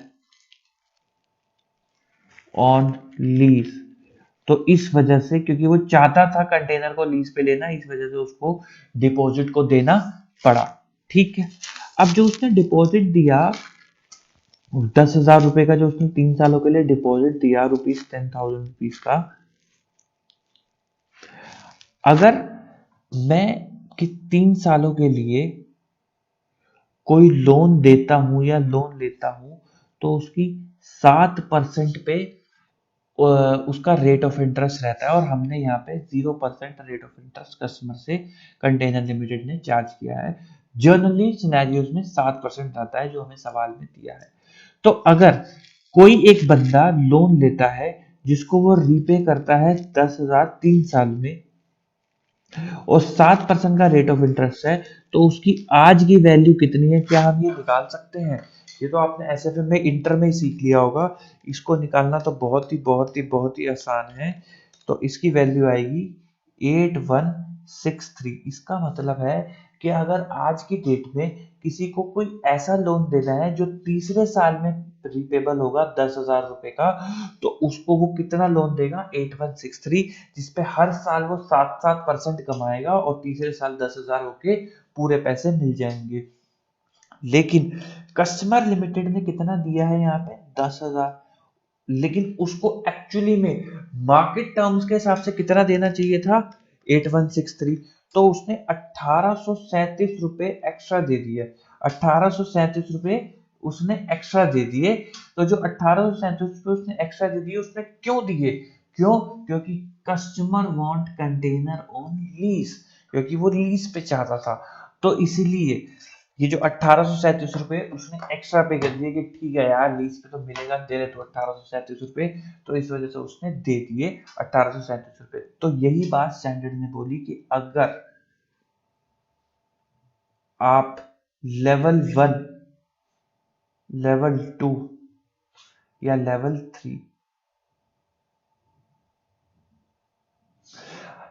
level 1 का मतलब क्या होता है? ऑब्जर्वेबल मार्केट्स, मतलब कि ऐसी मार्केट्स जो आपके प्रोडक्ट को एग्जैक्ट वही सिचुएशन, वही सर्कमस्टांस देती है, यानी कि आपका प्रोडक्ट उस मार्केट में रेगुलरली ट्रेड होता है। जैसे कि कोटेड मार्केट शेयर्स जो होते हैं, जो लिस्टेड शेयर्स होते हैं, उनके लिए एक रेडिली अवेलेबल मार्केट है, उनकी वैल्यू वहां से बिल्कुल एग्जैक्ट निकल कर आएगी, बिल्कुल सटीक निकल कर आएगी। तो अगर आपने लेवल 1 मार्केट से उसकी वैल्यूएशन कराई है, इसका मतलब है आपने जो वैल्यूएशन कराई है, यानी कि आपने 10,000 रुपए की 8,000 रुपए की जगह 10,000 दे दिए, ये तो तय ही हो गया कि आपने 8,000 ही देने चाहिए थे, और आपने 1,800 रुपए एक्स्ट्रा ही दे दिए। तो यानी कि आपका शॉर्ट कट गया। तो यानी कि लेवल 1 के केस में आप प्रॉफिट एंड लॉस अकाउंट में सारा का डिफरेंस ले जाओगे। यानी कि अगर 1837 हम ऐसी मार्केट से निकालते हैं जहां पे सिक्योरिटी डिपॉजिट से ट्रेड करे जाते हैं, जहां पे लीज के सिक्योरिटी डिपॉजिट की ट्रेडिंग होती है, लोग आते हैं अपने सिक्योरिटी डिपॉजिट लेके, ले लो सिक्योरिटी डिपॉजिट, ले लो करते हैं, और वहां पे सिक्योरिटी डिपॉजिट का ट्रेडिंग होता है। वहां से हमें पता चला कि 3 सालों के डिपॉजिट के लिए 10,000 नहीं देना पड़ता, 8,000 ही देना पड़ता है। तो यानी कि हम सच में बुद्धू बन गए। तो 1837 रुपए सीधा प्रॉफिट एंड लॉस अकाउंट के अंदर चले जाएंगे। लेकिन अगर आपने कोई रेडीमेड मार्केट के साथ उसकी वैल्यूएशन करी, जैसे हमने अपने 10,000 रुपए की कंपैरिजन किससे करा? एक लोन के साथ करा जो 7% पे मार्केट पे मिल रहा है। हमने कहा कि अगर बात तो वही है ना, कि मोटी मोटी टर्म्स एंड कंडीशन, लेकिन मोटी मोटी टर्म्स एंड कंडीशन वही है, एग्जैक्टली वो नहीं है। तो यानी कि आपने लेवल 2 या लेवल 3 का यूज करा, तो उस केस में वो डेफर्ड हो जाएगा। क्या हो जाएगा? डेफर्ड हो जाएगा। अगर वो डेफर्ड होने योग्य है, जनरली केसेस में हर जगह डेफर्ड हो जाता है, तो वो क्या हो जाएगा? डेफर्ड हो जाएगा। लेकिन अगर लेवल 1 है तो कहाँ हो जाएगा? प्रॉफिट एंड लॉस अकाउंट में। तो इस केस में हमने अपने सिक्योरिटी डिपॉजिट की वैल्यूएशन एक रेडीमेड मार्केट, एक लोन की मार्केट के साथ करी है। तो 1837 रुपए लेवल 2 या लेवल 3 की वैल्यूएशन के साथ है। तो यानी कि ये क्या होंगे? ये होंगे डेफर्ड। अब ये किस नेचर में डेफर्ड होंगे, तो हम ये देखेंगे 1837 रुपए दिए क्यों गए हैं, क्या रीजन था 1837 रुपए देने का। तो हमें पता चला कि 1837 रुपए देने का सिर्फ और सिर्फ एक ही रीजन था, वो ये था कि कस्टमर जो है लीज पे लेना चाहता है इन सब कंटेनर को, तो इस वजह से उसने 1837 रुपए एक्स्ट्रा पे करे हैं। तो हमारे लिए 1837 रुपए क्या हो जाएंगे, प्रीपेड, पहले से ही हमने रेंट पे कर दिया। यही चीज यहाँ पे लिखी होगी कि पहले से ही हमने रेंट पे कर दिया, प्रीपेड रेंट। जब तक इंड एएस 116 नहीं था तब तक हर जगह प्रीपेड रेंट ही आता था, लेकिन इंड एएस 16 आने के बाद, 116 आने के बाद, सॉरी, इंड एएस 116 ने क्या कहा, उसने कहा कि सारे रेंट पे आपके आरओयू एसेट हैं, क्या है, राइट टू यूज एसेट है। तो सारे के सारे प्रीपेड रेंट जितनी भी कंपनियों की बैलेंस शीटों में उस समय में आ रहे थे, उन सब ने वो सब ने कहा ले गए, राइट टू यूज एसेट के अंदर ले गए, इंड एएस 116 की वजह से। तो ये जो आरओयू एसेट आ रहा है ये इंड एएस 116 की वजह से आ रहा है, और जो प्रीपेड रेंट पहले आया करता था वो इंड एएस 109 की वजह से आया करता था। जो सिक्योरिटी डिपॉजिट की आप वैल्यूएशन कर रहे हो, ये सब क्यों कर रहे हो, इंड एएस 109 की वजह से कर रहे हो। ये जानना इतना क्यों जरूरी होता है कि क्या हम इंड एएस 109 की वजह से कर रहे हो और क्या 116 की वजह से कर रहे हैं। जब आप लोग प्रैक्टिकली काम करोगे ना तब आपको समझ में आएगा कि हाँ, ये चीजें ना बहुत रेलेवेंट होती है। आधी दुनिया को तो ये लगता है कि जब सिक्योरिटी डिपॉजिट की फेयर वैल्यूएशन करी जाती है, वो सिर्फ सिक्योरिटी डिपॉजिट की फेयर वैल्यूएशन जो डिस्काउंटिंग करी जाती है, जो इंडस्ट्री में काम कर रहे हैं उन्हें लगता है इंड एएस 116 के हिसाब से करी जा रही है, तभी तो आरओयू एसेट आ रहा है, लेकिन एक्चुअली में वो इंड एएस 109 के हिसाब से करी जाती है। तो कोई ऐसा डिपॉजिट जो लीज से पर्टेन नहीं करता, कैम चार्जेस से पर्टेन करता है, क्या उसकी डिस्काउंटिंग नहीं होगी? द आंसर इज होगी। उसमें आरओयू नहीं बनेगा, उसमें प्रीपेड एक्सपेंस बनेगा। अगला क्वेश्चन पे आते हैं। A limited has made a security deposit whose detail are described below. Okay, make necessary journal entry for accounting of the deposit in the first year and the last year. Market rate of interest मान के चलो 12% है, इन्होंने भी same करा है, 12% पे उसकी वैल्यू खींची और डिफरेंस को प्रीपेमेंट लीज पेमेंट में डाल दिया और सेम अमाउंट 432 का इन्होंने राइट टू यूज एसेट में दिखा दिया। ए लिमिटेड इन्वेस्ट करता है equity share of C limited को 15 मार्च 2 को 10,000 रुपए का, ट्रांजेक्शन को 500 रुपए लगा देता है in addition to basic cost of 10,000। Fair value of equity share 11,200, market rate कितना है 10%। क्या मार्केट रेट से हमें मतलब है इक्विटी के केस में? The answer is no. Equity है तो इक्विटी दो ही चीजों में होगा, या तो पीएनएल या फिर ओसीआई। हमने ओसीआई चूज नहीं करा तो एफवीटीपीएल पे इक्विटी की वैल्यूएशन होगी। तो सबसे पहले 10,000 पे दिखाएंगे, 500 रुपए को पीएनएल में लेके चले जाएंगे, ट्रांजेक्शन कोस्ट को 10,500 की एंट्री हो गई, ट्रांजेक्शन कोस्ट को पीएनएल में ले गए, इन्वेस्टमेंट को अगली बार कितनी होगी 11,200, 1200 से उसको हमने बढ़ा दिया और जो फेयर वैल्यू थी उसको भी प्रॉफिट एंड लॉस अकाउंट में ले गए। Metallic limited has made an investment in equity instrument of a company castle limited for 19% equity share से। सिग्निफिकेंट इन्फ्लुएंस हमने एक्सरसाइज नहीं करा। इन्वेस्टमेंट जो थी 5 लाख 10,000 शेयर में 5 लाख रुपए के हिसाब से करी, यानी कि 50 रुपए पर शेयर 1 अप्रैल 2001 को। 30 जून 2001 को फेयर वैल्यू कितनी हो गई 45, 50 से कितनी होगी फेयर वैल्यू, 50 से कितनी हो गई 45। irrevocable company has taken an irrevocable option to measure the such investment fair value through other comprehensive income। तो 5 लाख रुपए की इन्वेस्टमेंट दिखा दी, सब्सिक्वेंट रिकॉग्निशन में लॉस बुक कर दिया। यहाँ प्रॉफिट एंड लॉस अकाउंट नहीं आएगा, यहाँ ओसीआई आएगा। XYZ company incorporated in India provide करती है 10 लाख इंटरेस्ट फ्री लोन अपनी होली ओन सब्सिडरी को एबीसी को, और यहाँ पे कोई भी ट्रांजैक्शन कॉस्ट इन्वॉल्व नहीं है। How should the loan be accounted for in Indian financial statement for XYZ ABC and consol financial statement? Consider the following scenario. Loan जो है रिपेबल ऑन डिमांड है, लोन जो है रिपेबल है after 3 year, current market rate 10% है। Loan जो है repayable है when ABC and fund to repay, यानी कि जब उसके पास पैसा होगा वो तब आपको दे देगा। It is as good as repayable on demand. तो ये वाला केस सबसे ज्यादा इंपॉर्टेंट है। अगर आप देखो वो कहता है कि 10% का मार्केट रेट था और हमने विदाउट इंटरेस्ट फ्री दिया है, तो यानी कि इसकी जो वैल्यू है, फेयर वैल्यू है, वो अलग होगी। अगर मैं आज की डेट में 10% के हिसाब से दूं लोन, तो वो कितना लोन होना चाहिए? वो होना चाहिए 7,51,315 रुपए का लोन होना चाहिए। तो जो मैंने एडिशनल दिया वो मैंने क्यों दिया? वाई? जो मैंने इंटरेस्ट फ्री दिया मैंने क्यों दिया? क्योंकि वो उसकी रिश्तेदार है। क्या है वो? होली ओन सब्सिडरी है XYZ की। रिश्तेदारी की वजह से मैंने इंटरेस्ट फ्री लोन दिया, तो क्योंकि मैंने रिश्तेदारी की वजह से दिया, पेरेंट होल्डिंग रिलेशनशिप की वजह से दिया, तो इसका मतलब है मैंने उसके अंदर फर्दर इन्वेस्टमेंट कर दी, डीम्ड इन्वेस्टमेंट कर दी, एक कैपिटल कंट्रीब्यूशन कर दिया डिफरेंस अकाउंट का। ये हमेशा इंटैक्ट रहेगा बैलेंस शीट के अंदर। फिर उसके बाद लोन टू, फिर ये हमने इंटरेस्ट इनकम बुक करते चले गए, कितने रेट पे? 10% के रेट पे हम इंटरेस्ट इनकम को बुक करते चले गए हर बार, और फिर बाद में लोन रीपे हो गया। और एबीसी जिसने लोन लिया है वो क्या एंट्री करेगा? वो इक्विटी, अदर इक्विटी के अंदर डीम्ड कंट्रीब्यूशन दिखाएगा। ये कहां दिखाएगा? ये दिखाएगा इन्वेस्टमेंट्स के अंदर।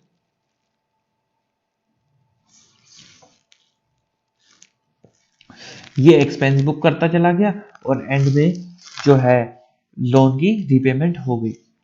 ये वर्किंग नोट है कि कैसे उन्होंने फेयर वैल्यू निकाली। सिंपल है, 10% 3 सालों के लिए प्रेजेंट वैल्यू निकाल दी और डिफरेंस उसका वहां ले गए, हर साल का इंटरेस्ट 10% से मल्टीप्लाई करके उन्होंने निकाल दिया। ये भी क्वेश्चन बड़ा अच्छा है। ये कहता है ए लिमिटेड इशू करता है redeemable preference share to a holding company Z limited, the term of the instrument has been summarised below. कहता है रीपेमेंट उसने 5 सालों के बाद। अब देखो उसने holding company issue redeemable preference share to a holding company पैसा लगा रही है अपनी सब्सिडरी कंपनी में 5 सालों के लिए, जो है non convert cumulative redeemable preference share में पैसा लगाया है 1 से लेकर 6 तक, टोटल पीरियड 5 ईयर, वैल्यू है इतने रुपए की, डिविडेंड रेट है इतने रुपए का, मार्केट रेट है 12% का, और हमने डिविडेंड रेट कितना चार्ज करा है? बहुत कितना मिनिमम चार्ज करा है, ना के बराबर, लेकिन होना कितना चाहिए था? 12%। प्रेजेंट वैल्यू फैक्टर हमें गिवन है, तो इसका मतलब यहाँ से साफ है कि ये जो 12% है, ये एक्चुअली में जो अगर मैं मार्केट से पैसा उठाने जाता तो मुझे कितने में मिलता? 12%, लेकिन रिश्तेदारी की वजह से मुझे कितने में मिला? इतने रुपए का। तो यानी कि जेड लिमिटेड ने डीम्ड इन्वेस्टमेंट करी है और ए लिमिटेड के पास डीम्ड कंट्रीब्यूशन आ गया है। यही चीज इन्होंने करी होगी, इन्होंने प्रेजेंट वैल्यू फैक्टर के थ्रू प्रेजेंट वैल्यू निकाली और कहा कि लोन तो इतना होना चाहिए, बैलेंसिंग फिगर जो है इन्होंने डीम्ड इन्वेस्टमेंट निकाल ली और फिर इस लोन का अमोर्टाइजेशन टेबल बना दिया 12% के हिसाब से, जो अभी हमने अपने एग्जांपल में देखा। तो उन्होंने इन्वेस्टमेंट दिखा दिए इतने रुपए से, लोन दिखा दिए इतने रुपए से, और हर साल 12% पे ब्याज बुक करते चले गए और फिर उसके बाद एंड में लोन की रीपेमेंट कर दी। तो हमने अब एक हमारा कॉन्सेप्ट रहता है मॉडिफिकेशन का, कि अगर आपने देखा कि EIR के केस में हम लोग किस तरीके से अकाउंटिंग करते हैं, लेकिन अगर बीच में ये कैश फ्लोज मॉडिफाई होने लग जाए, हमें ये तो पता है कि क्या होगा, लेकिन बीच में आके यानी कि 1 लाख रुपए होते थे, लेकिन बीच में आके यहाँ पे आके कुछ ऐसा हुआ कि आगे के कैश फ्लो अब अलग हो गए, 1 लाख की जगह 2 लाख हो गए हैं या 50-50 हजार हो गए हैं। उस केस में EIR पे इफेक्ट आ जाएगा, क्योंकि आपका ये पूरा टेबल चेंज हो जाएगा। तो उस टेबल के इस EIR के इफेक्ट को कैसे डील कर सॉरी इस EIR के इफेक्ट को कैसे डील करेंगे, वो अब हमारा अगला कंसेप्ट होगा, दैट इज मॉडिफिकेशन, यानी कि मॉडिफिकेशन इन कैश फ्लोज, यानी कि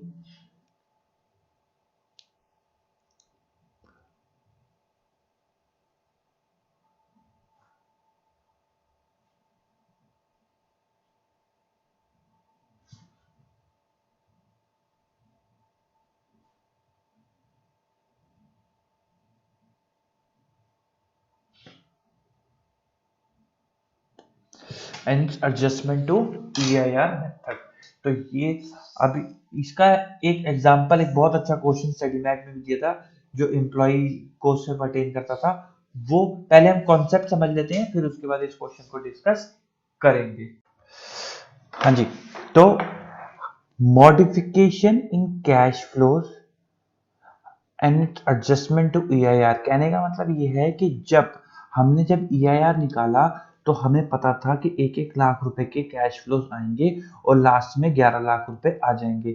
लेकिन अगर मान लो सेकंड ईयर के बाद थर्ड फोर्थ फिफ्थ ईयर के कैश फ्लोज चेंज हो जाते हैं और आप 0th ईयर पे एक EIR निकाल चुके हो ऑलरेडी, कौन कितने का EIR निकाल चुके हो, 9.75 का EIR आप इस बेसिस पे ऑलरेडी निकाल चुके हो जरूरत ईयर पे। लेकिन जैसे जैसे समय बीता हुआ क्या कि थर्ड ईयर में यहाँ पर आके कैश फ्लो चेंज हो गए, एक ईयर में कैश फ्लो चेंज हो गए। अब आप इस EIR में एडजस्टमेंट कैसे करोगे सो दैट आपका जो ये वाला टेबल है अमोर्टाइजेशन का,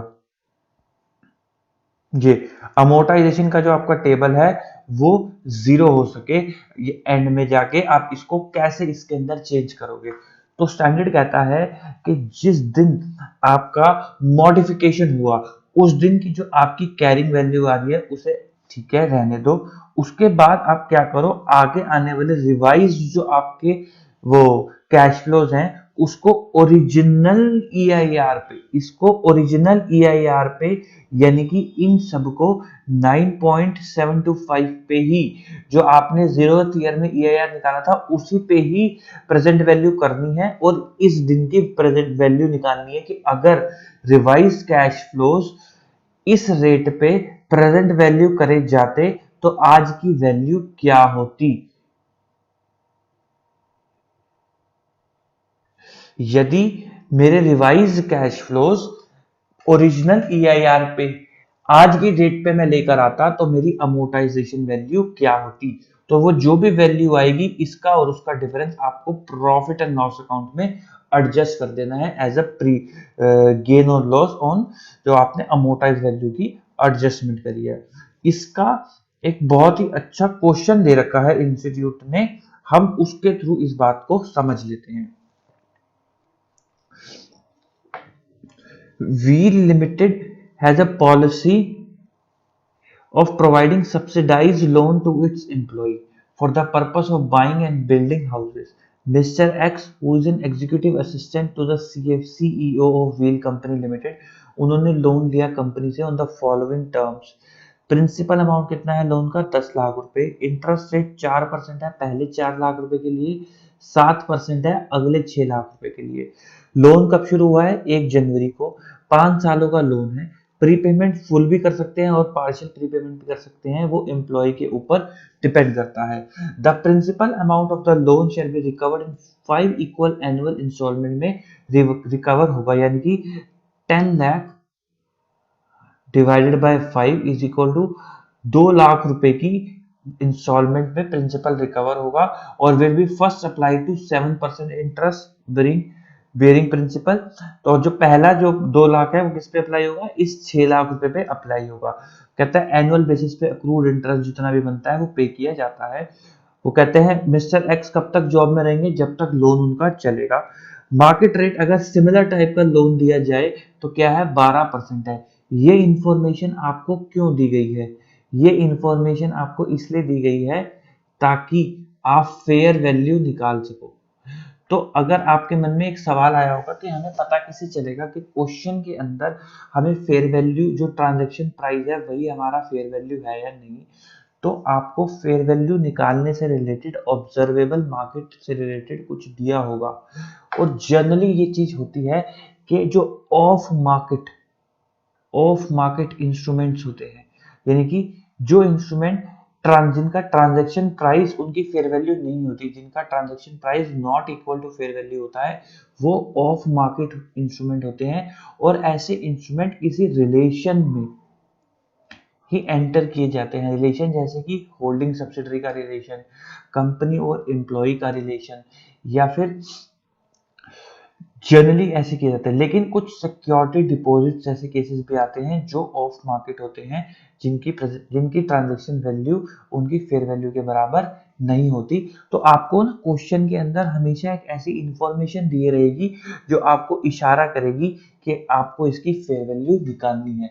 अगर इंफॉर्मेशन नहीं दी हुई तो ऑब्वियसली हमें यही मानना पड़ेगा transaction value is my fair value. तो आपको ये जो इंफॉर्मेशन दे रखी है कि मार्केट प्राइस सिमिलर लोन का 12% है, लेकिन हम क्योंकि हमारा एक रिश्ता है इस मिस्टर एक्स के साथ व्हील कंपनी का, तो उन्होंने उसको सस्ते दरों पे लोन दे दिया है, इसका मतलब इसकी फेयर वैल्यू जो है वो अलग निकलने वाली है। वो कहता है following table show contractually expected cash flows.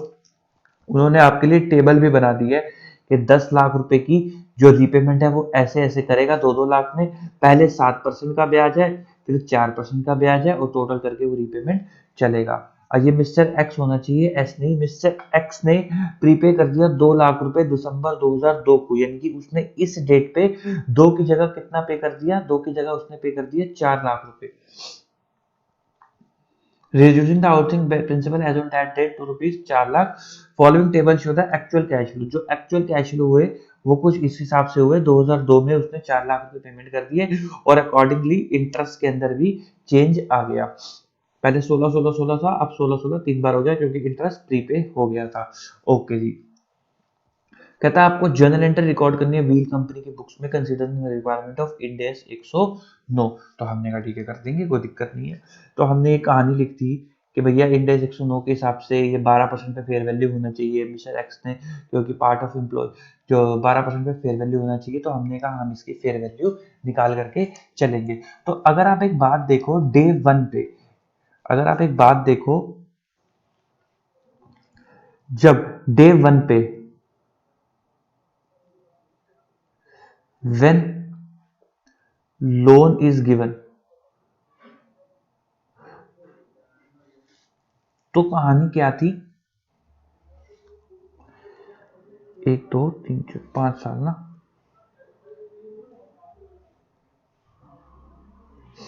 1 2 3 4 5, हमने 10 लाख रुपए का लोन दिया। पहली बार की किस्त बढ़ेगी 2 लाख, फिर 2 लाख, फिर 2 लाख, फिर 2 लाख, फिर 2 लाख। इस पे ब्याज क्वेश्चन में निकाल करके दिया है 42 प्लस 16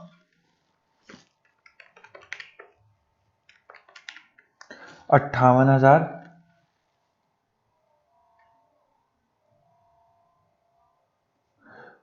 2,58,000, 28 प्लस 16 44,000, 2,44,000, 14,000 प्लस 16,000 30,000,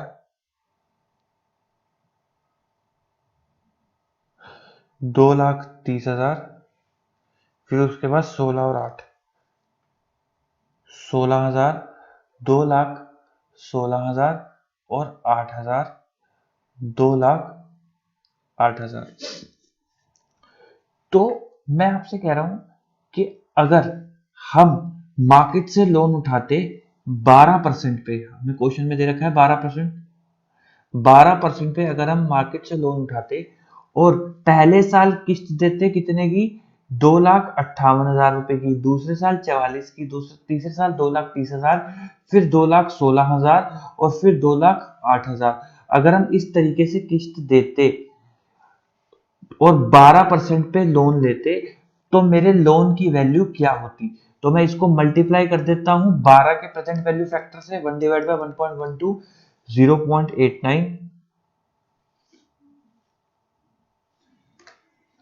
0.797, 0.712, 0.635, 0.567। तो 2,58,000 मल्टीप्लाई बाय 0.893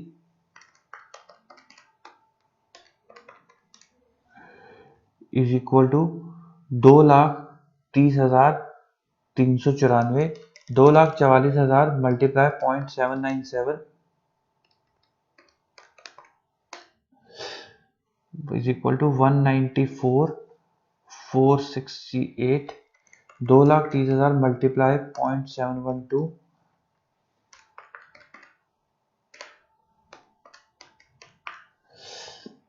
1,63,760। 2,16,000 मल्टीप्लाई बाय 0.635 1,37,160 रुपये। 2,08,000 मल्टीप्लाई बाय 0.567 तो 1,17,936। टोटल करेंगे 160, 163, 760, 194, 468, 230, 394। तो मेरा लोन की वैल्यू कितनी आई? 8,43,718। लेकिन मैंने लोन दिया कितना? 10 लाख रुपए का।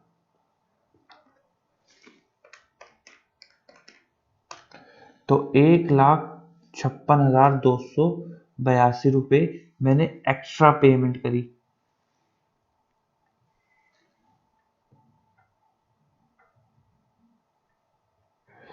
अभी एक्स्ट्रा पेमेंट क्यों करी गई? वाई? क्योंकि मिस्टर एक्स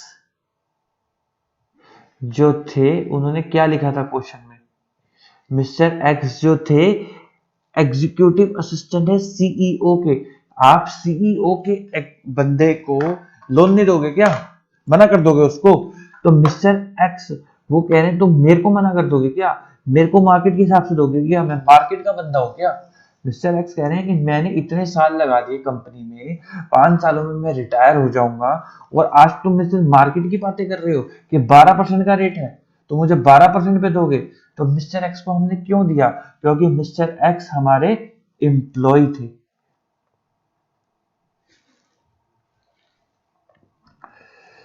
तो क्योंकि मिस्टर एक्स एम्प्लॉय थे और उन्होंने इतने सालों से हमें सर्विसेज दे रहे हैं, तो वीड लिमिटेड ने कहा कि हाँ यार बात तो सही है, असिस्टेंट टू सीईओ है वो, तो हम उन्हें लोन देने से कैसे मना कर दे? तो इसलिए हमने मिस्टर एक्स को लोन दिया, क्योंकि वो हमारे एम्प्लॉय थे, बहनोई नहीं एम्प्लॉय थे। तो इसका मतलब है जो 1,56,000 व्हील लिमिटेड ने जो बियर करे 1,56,000, वो इसलिए करे क्योंकि मिस्टर एक्स उनके एम्प्लॉय थे। तो यानी कि मिस्टर एक्स ने पास्ट में सर्विसेज दे दी, तो यानी कि ये प्रीपेड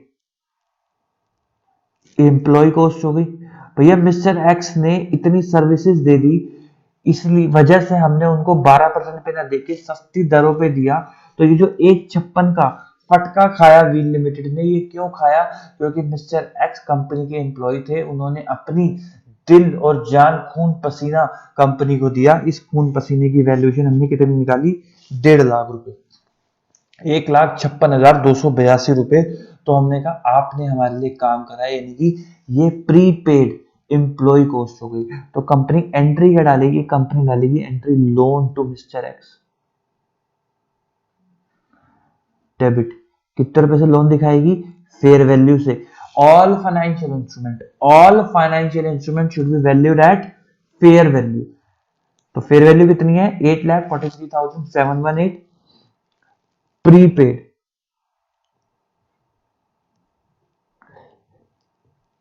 एम्प्लॉय कॉस्ट डेबिट कितने रुपए से? 1,56,282 टू बैंक। कितने रुपए से?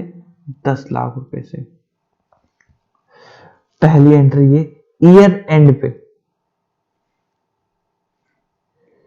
31 दिसंबर 2001 को, ईयर एंड पे वो जो एंट्री डालेंगे, वो क्या एंट्री डालेगी? इनकम, वो इंटरेस्ट बुक करने की। वो 8,43,718 पे 12% की दरों से ब्याज बुक कर लेंगे, यानी कि loan to mister x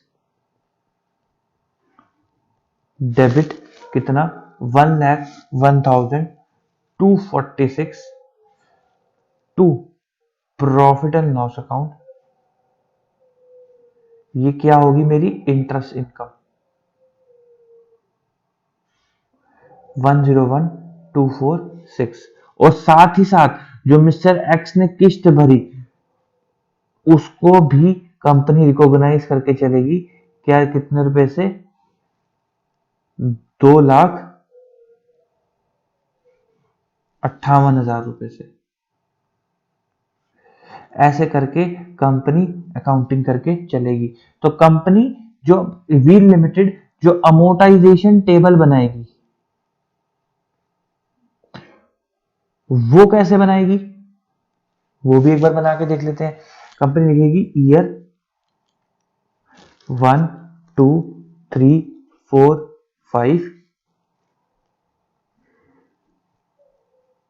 cash flows 2,58,000, 2,44, 2,30, 2,16, 2,8,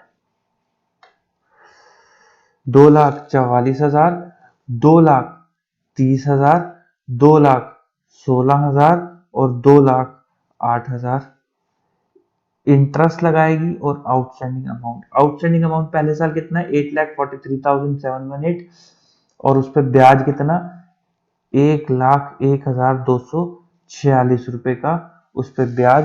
तो आउटस्टैंडिंग अमाउंट कितना निकल जाएगा, ओपनिंग आउटस्टैंडिंग था मेरा 8,43,718 प्लस 101,246 माइनस 2,58,000, 6,86,964। फिर इस पे 12%,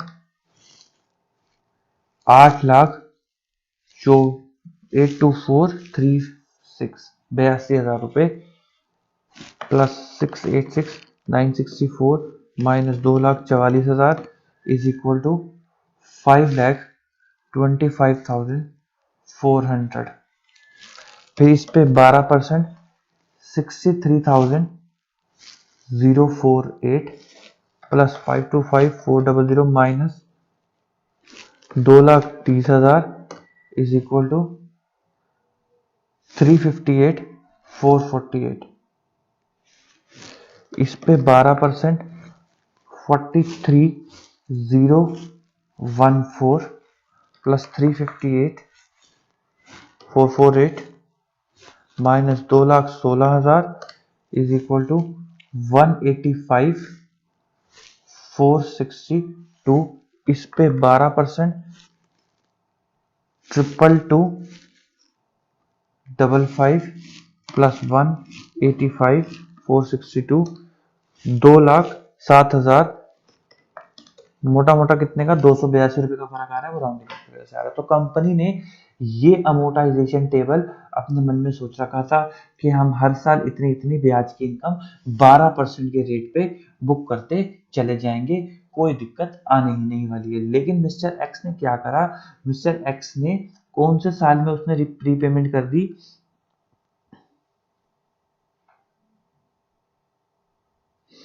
मिस्टर एक्स ने 2002 सेकेंड ईयर में ही उन्होंने प्रीपेमेंट कर दी।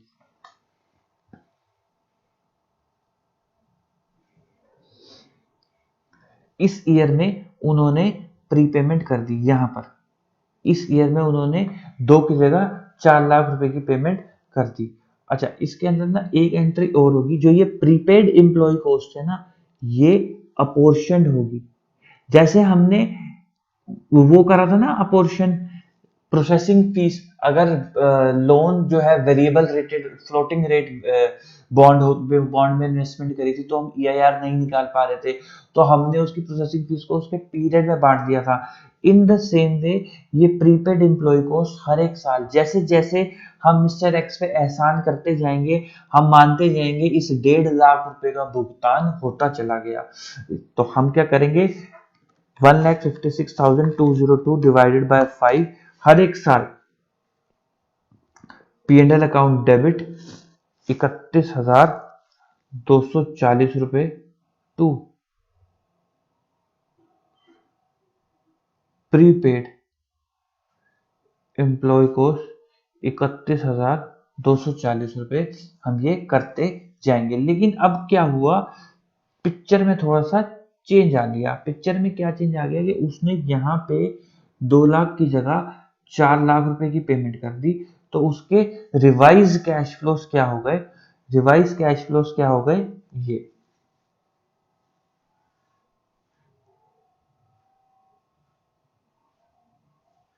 1 2 3 4 5 रिवाइज कैश फ्लोज उनके हो गए 2 4 2 2 2 लाख, 4 लाख, 2 लाख और 2 लाख और यहाँ पे 0। इंटरेस्ट उनका कितना बना, 42 प्लस 16 58,000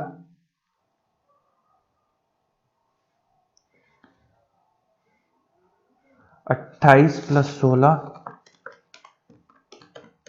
44,000,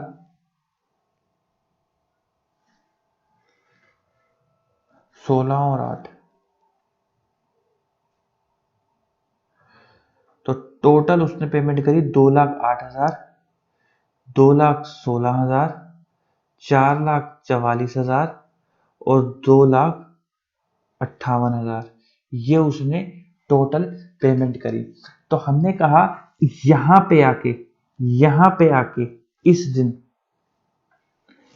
दिन आके मेरी कैरिंग, जो अगर मैं सेम रेट पे सेम कैश फ्लोस को 12% पे प्रेजेंट वैल्यू करूं तो मेरी क्या निकल कर आएगी, इन सभी कैश फ्लोस को अगर मैं 12% पे आज की डेट में लेकर आऊं तो मेरी कैरिंग, तो मेरी अमोर्टाइज कॉस्ट क्या आएगी, तो वो मेरी अमोर्टाइज कॉस्ट निकालेंगे हम कुछ इस तरीके से।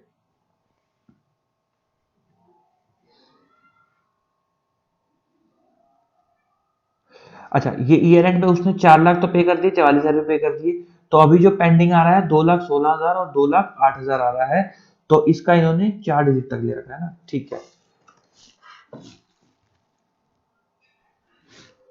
तो 1 divide by 1.12 multiply by 0.893 multiply by 0.797, तो इसकी प्रेजेंट वैल्यू कितनी निकल कर आएगी, 0.893 इंटू 2,16,000, 1,92,888, 2,08,000 इंटू 0.797, 1,65,776। तो आज की डेट में अगर इन दोनों की प्रेजेंट वैल्यू करी जाए तो मेरी लोन की कैरिंग वैल्यू बनती है 3,58,664 रुपए। इतने की मेरी कैरिंग वैल्यू बनती है लोन की, लेकिन current should be carrying value, इतनी कैरिंग वैल्यू होनी चाहिए। एक्चुअल कैरिंग वैल्यू क्या है,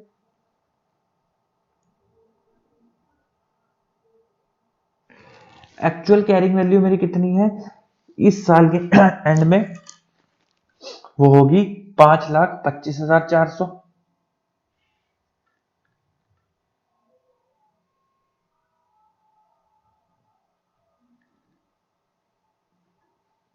तो डिफरेंस कितना आ गया, 1,66,736 रुपए का मेरा डिफरेंस आ गया। तो अब अगर आप एक बात देखो तो साहब के जो उसने ये 4 लाख रुपए की एक्स्ट्रा पेमेंट कर दी, उससे मेरा एक साल का कैश फ्लो नलीफाई हो गया।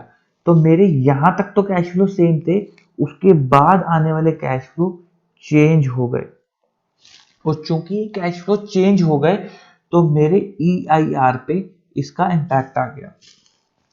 अब इस क्वेश्चन में एक्चुअली में रेट ही 12 दे रखा है, तो हमने EIR नहीं निकाला है, लेकिन अगर आप लोग कहोगे तो मैं आपको एक एग्जाम्पल बना के समझा दूंगा कि जब कैश फ्लो फ्यूचर के चेंज होते हैं तो उनका इम्पैक्ट, यानी कि प्रीपेमेंट फीचर का इम्पैक्ट, जैसे यहाँ पे मिस्टर एक्स को प्रीपेमेंट फीचर मिला होगा, उसका इम्पैक्ट मैं अपनी EIR पे किस तरीके से लेके चलता हूं। तो अभी मेरा डिफरेंस कितने का आ गया, 1,66,736 रुपए का मेरा इम्पैक्ट आ गया। यानी कि मेरी जो कैरिंग वैल्यू होनी चाहिए थी 3,58 होनी चाहिए थी, लेकिन है कितनी, 5,25,400। तो वैसे तो एंट्री इसकी ये होनी चाहिए, तो 3,58 बैलेंस, सॉरी 3,58 की वैल्यू होनी चाहिए थी, एक्चुअल में 5,25 है, 1,66 की वैल्यू का डिफरेंस है। तो एंट्री क्या होगी, उसने एक्स्ट्रा कैश कितना दिया, बैंक अकाउंट डेबिट 2 लाख रुपए उसने एक्स्ट्रा दे दिए, टू लोन, लोन से कितना कम करेंगे, 1,66,736, to profit and loss account कितना, 2 लाख माइनस 1,66,736, 33,264। अगर मैं अमोर्टाइजेशन टेबल बनाऊं टेबल ऑफ लोन, ये रिवाइज अमोर्टाइजेशन टेबल होगी। तो वो कैसे बनेगी, ईयर्स 1 2, कितने बैलेंस रह गए थे ईयर, 2 ही तो रह गए थे, ठीक है, 1 और 2, कैश फ्लोस कितने, 2,16,000 और 2,08,000,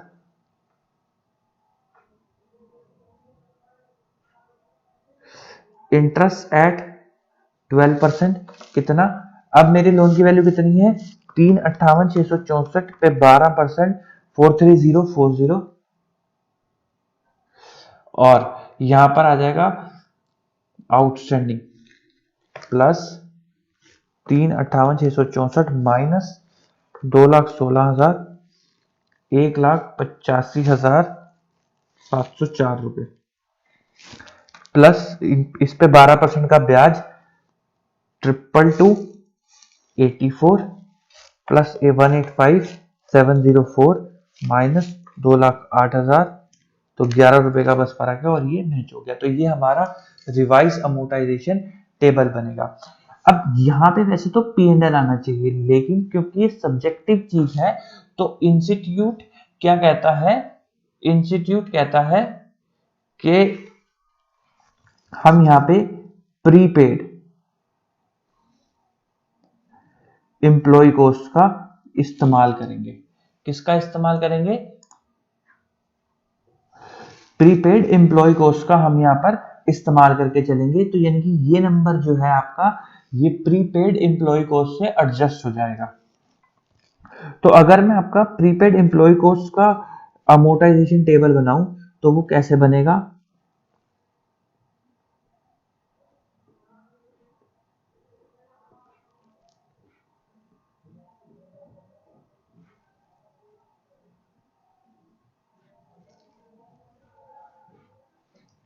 तो ईयर्स 1 2 3 4 5, ओपनिंग कितना था उसका,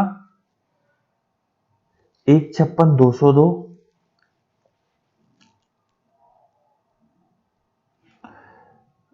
अमोर्टाइजेशन कितना कर दिया, और क्लोजिंग 156,202 डिवाइडेड बाय 5, 31,204 माइनस 156,202, 1,24,962 रुपए, 1,24,962।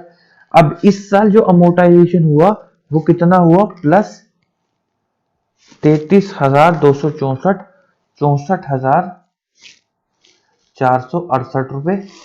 तो 124,962 माइनस 64,468 इज इक्वल टू 60,494, 60,494। तो ये कितनों में बटेगा, ये 3 सालों में बटना है।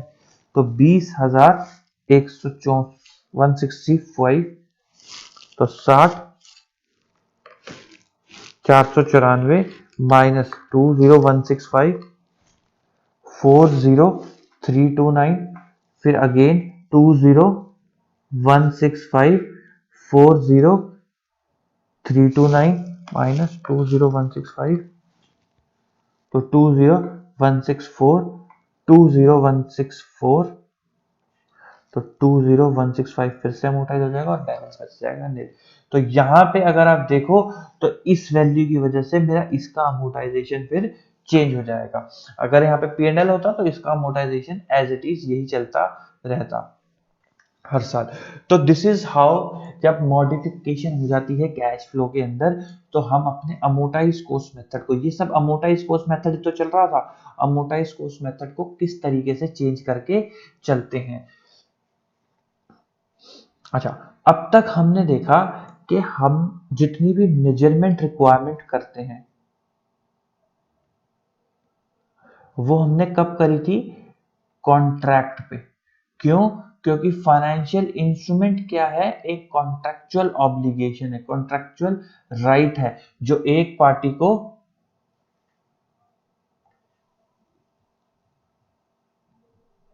तो फाइनेंशियल एसेट देता है और दूसरी पार्टी को फाइनेंशियल लायबिलिटी या फिर इक्विटी देता है।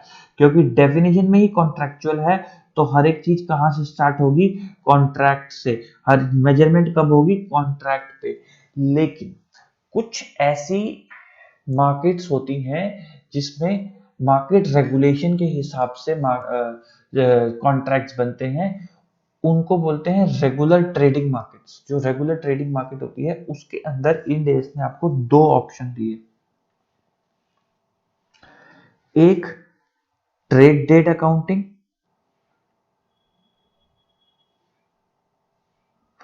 दूसरी सेटलमेंट डेट अकाउंटिंग। एक ट्रेड डेट अकाउंटिंग और एक सेटलमेंट डेट अकाउंटिंग। क्या ये सभी पे लगेगा? तो क्या ये सभी पे लगेगा? The answer is no. ये सिर्फ उन पे लगेगा जो regular way sale and purchase है, यानी कि जिनके लिए एक कन्वेंशन रेडी है कि मार्केट के रूल्स, मार्केट के रेगुलेशन, मार्केट के कन्वेंशन उनके लिए रेडी है। ये सिर्फ उन्हीं पे लगेगा।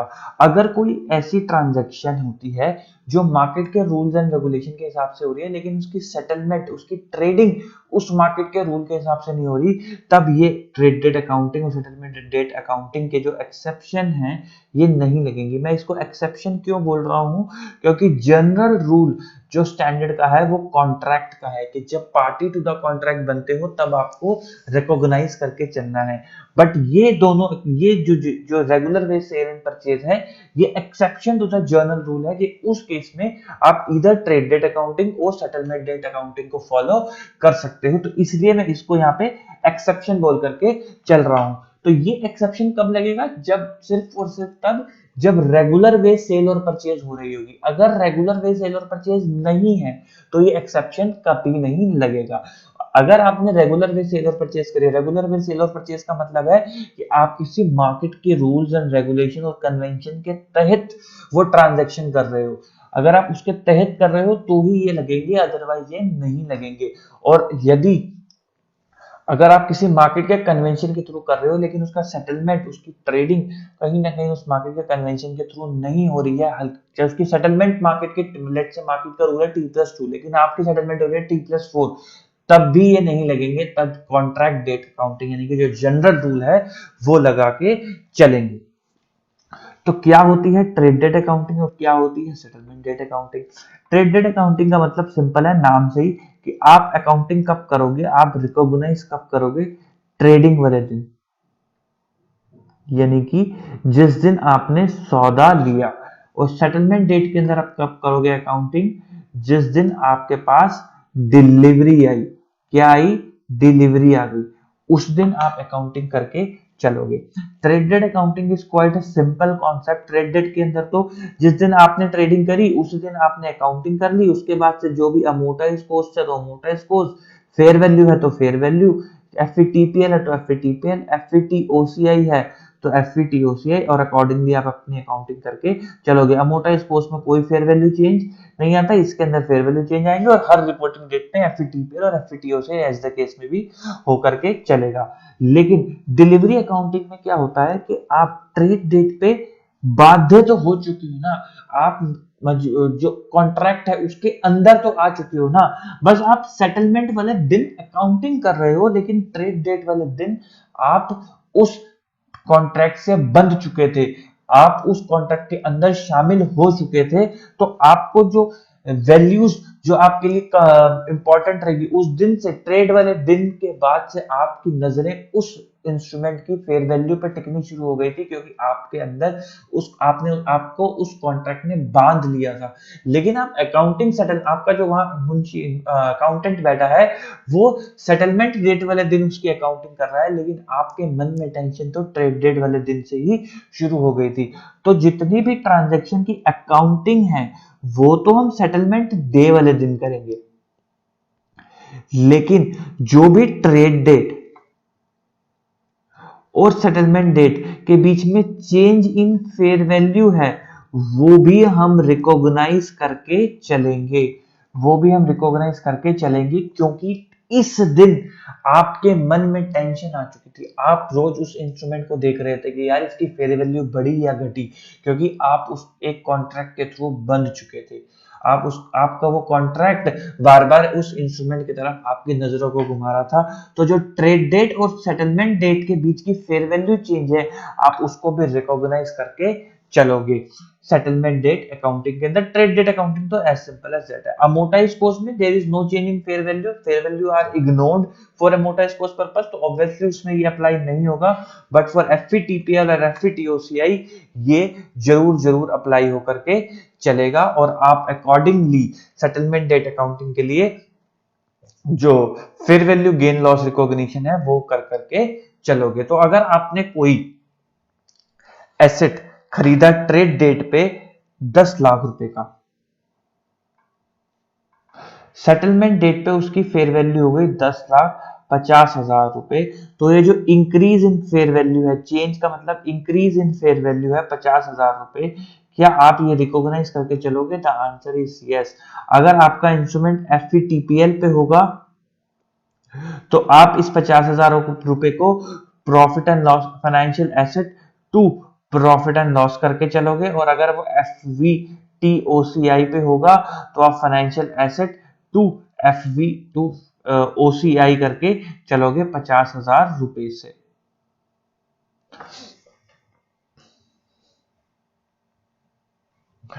तो ये जो 50,000 रुपए का चेंज है, इन इधर केस चाहे वो एफवीटीपीएल हो या एफवीटीओसीआई हो, आप रिकॉग्नाइज करके चलोगे। आप ये नहीं कहोगे कि मैंने तो 10,50,000 रुपए की एसेट आज ही खरीदी है। The answer is no. आप पेमेंट तो 10 लाख रुपए की ही करोगे, बस क्योंकि आप कॉन्ट्रैक्ट के थ्रू बाध्य हो चुके थे। तो जो 50,000 रुपए का चेंज आया है, आप ये भी अपने प्रॉफिट एंड लॉस और ओसीआई के केस में रिकॉग्नाइज करके चलोगे। अमोर्टाइज कॉस्ट के केस में आप फेयर वैल्यू को वैसे ही इग्नोर कर देते हो, तो उसका यहाँ पे कोई सवाल नहीं आएगा। आई होप आपको इस वीडियो से काफी क्लैरिटी मिली होगी कि कैसे अकाउंटिंग करी जाती है ईआईआर मेथड की एफवीटीपीएल पे और एफवीटीओसीआई पे, कैसे ट्रांजैक्शन कॉस्ट को अमोर्टाइज किया जाता है एफवीटीओसीआई के केस में, अमोर्टाइज कॉस्ट मेथड के केस में ईआईआर मेथड लगा के हम कैसे ये सब चीजें करके चलते हैं। अगर आपको थ्रू आउट द वीडियो कोई भी कॉन्सेप्ट समझने में प्रॉब्लम आई हो, या कोई जो अगर आपको और फर्दर एग्जांपल एफटीपीएल के या और जो हमने बीच में डिस्कशंस करी उनके चाहिए हो, तो आप मुझे जरूर जरूर कमेंट सेक्शन में बताएं, जिससे हम अगली वीडियो में उन सभी एग्जांपल्स के साथ आप सभी लोगों के आगे हाजिर हो सकें, और आपको एक मच बढ़िया तरीके से, अच्छे तरीके से कॉन्सेप्ट क्लैरिटी दे सकें। Thank you very much. आपने इस वीडियो को एंड तक देखा। आप सभी लोगों का इस वीडियो के एंड तक बने रहने के लिए बहुत बहुत धन्यवाद। आप ऐसे ही हमारे चैनल को प्यार देते रहें, लाइक करते रहें, सब्सक्राइब करते रहें और बेल आइकन को दबाना ना भूलें। Thank you and bye bye.